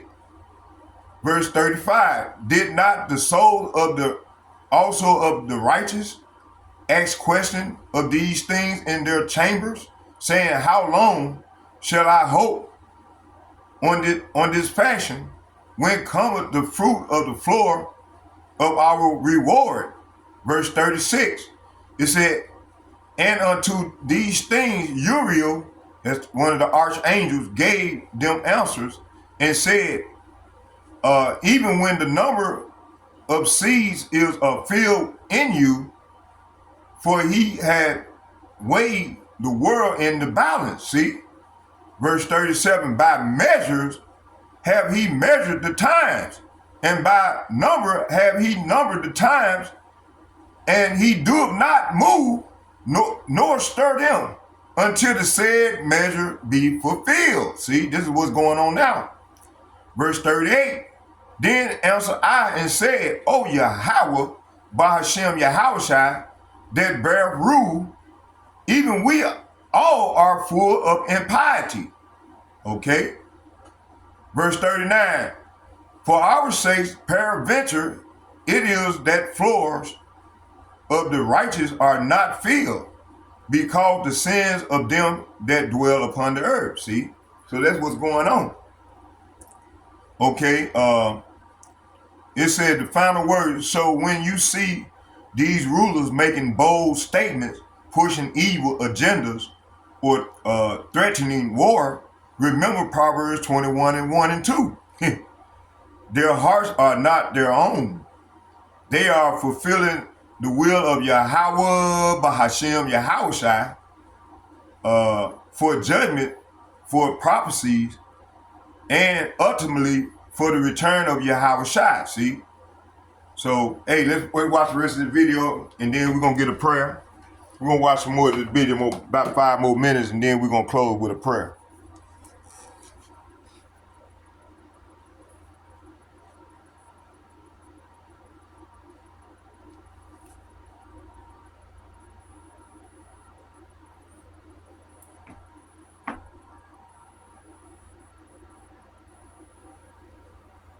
So first, take a look again at the most recent Treasury International Capital data, which tracks money flows in and out of the United States. We're seeing net capital outflows. Outflows, meaning more money is leaving the country than coming in. This is exactly the opposite of what you would expect from the world's supposedly safest and most attractive market. And the next report will be crucial in determining whether this is a temporary blip or the beginning of a more sustained trend of capital flight. But here's perhaps the most concerning indicator of all. Gold's long-term performance makes a compelling case for gold's continued value as a... But here's perhaps the most concerning indicator of all. The Federal Reserve recently had to inject $11 billion into an overnight settlement market known as the repo market. So this intervention signals that there was a short-term cash crunch in the system, and the Fed had to step in as the lender of last resort to help our financial institutions cover liquidity for their daily trades and settlements. So repo market interventions are often early warning signs of deeper stress in the financial system. When banks can't easily access short-term funding, it can quickly cascade into broader liquidity problems that threaten the stability of the entire financial infrastructure. Now, before we wrap up, I want to zoom out, but also zoom in at the same time to really bring this message home, because we can keep our eyes trained on Brazil as the head of the BRICS alliance, while we also zoom out for a moment and examine how we got here. Because Trump's current approach to Latin America and the Caribbean isn't happening in a vacuum. It's just the latest chapter in a long and shameful history of American economic imperialism disguised as partnership. Our relationship with Latin American and Caribbean nations, known as the LAC region of the Global South, has always been that of the worst big brother imaginable. It's either a story of extreme interventionist paternalism or extreme indifference, with nothing resembling genuine partnership in between. We show up when it suits our business and political interests, and when it doesn't, we either ignore them, while never allowing them enough economic autonomy to pursue true independence, or worse, we just overthrow their governments. I mean, the historical record is just damning. We overthrew the governments of Haiti, Dominican Republic, Puerto Rico, Guatemala, Chile, El Salvador, Cuba, Nicaragua, Panama, even... all of them were Israelite territory. Little Grenada.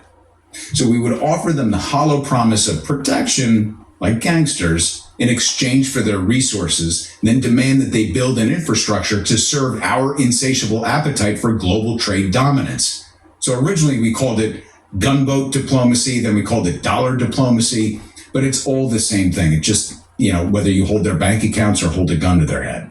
So, we turn them into prisons like Guantanamo, cut-throughs for commerce like the Panama Canal, resources extraction like Puerto Rico and in Nicaragua. We use them as safe harbors for ill-gotten gains in places like the Caymans, Bahamas, Virgin Islands, or we just plundered and destroyed them like we did with Haiti. And when they dared hint of self-determination, we just invaded. So this pattern was codified in what became known as the Washington Consensus, economist John Williamson's 1989 framework that explained the neoliberal blueprint for economic expansion, especially targeting Latin America and the Caribbean. Now, to be clear, Williamson didn't issue a policy prescription for how to approach the LAC. He was just describing how we did it.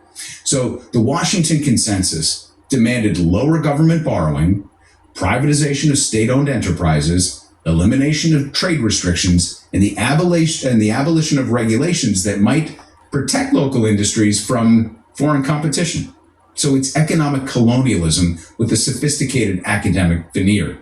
And the veneer was shaped by Chicago School economists, most notably Milton Friedman, who is the primary villain of UNFTR, and a conversation for Midas for another day. So now when you have all of this context in the back of your mind, it makes Trump's current approach even more ridiculous. We're still operating from the same anachronistic playbook of economic bullying while expecting compliance. So we cozy up to authoritarian figures like El Salvador's Bukele or Brazil's Bolsonaro, leaders who suppress democratic institutions and concentrate power, while we treat democratically elected leaders like Mexico's Claudia Sheinbaum or Brazil's current president, Lula da Silva, with suspicion and hostility.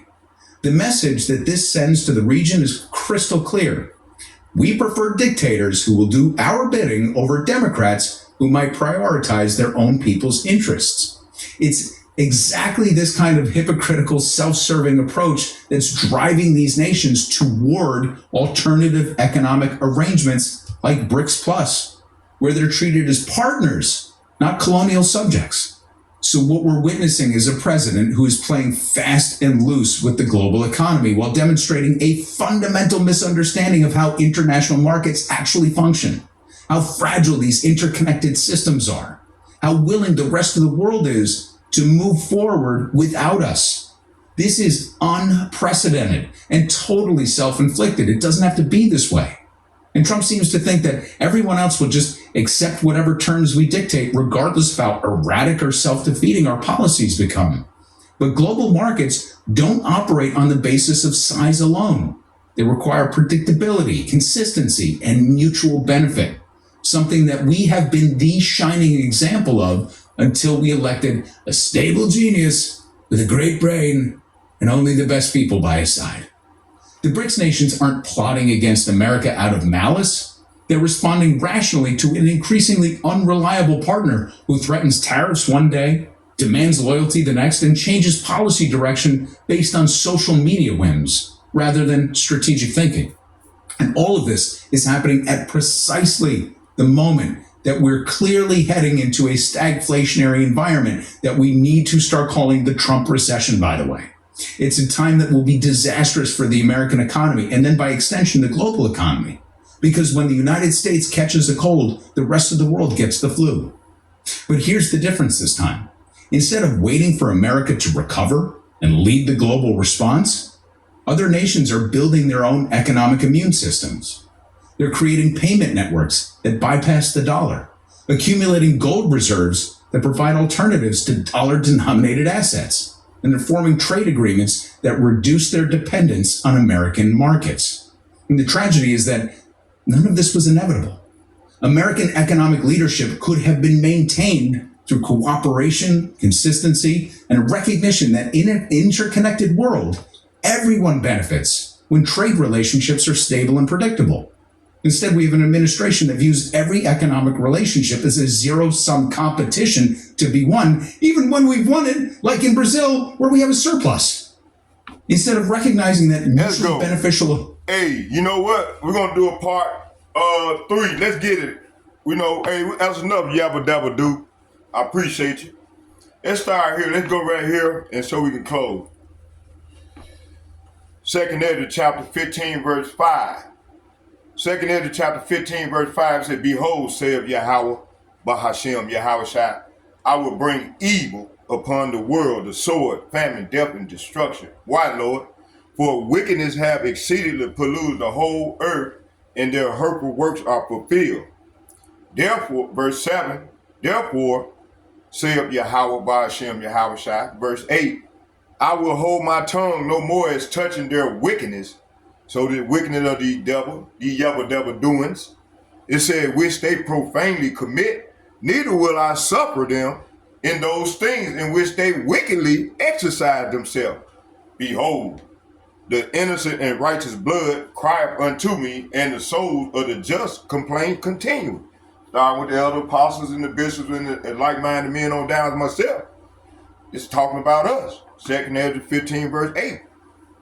Verse 9, it says, and therefore saith YAHAWAH BAHASHAM YAHAWASHI, I will avenge them and receive unto me all the innocent blood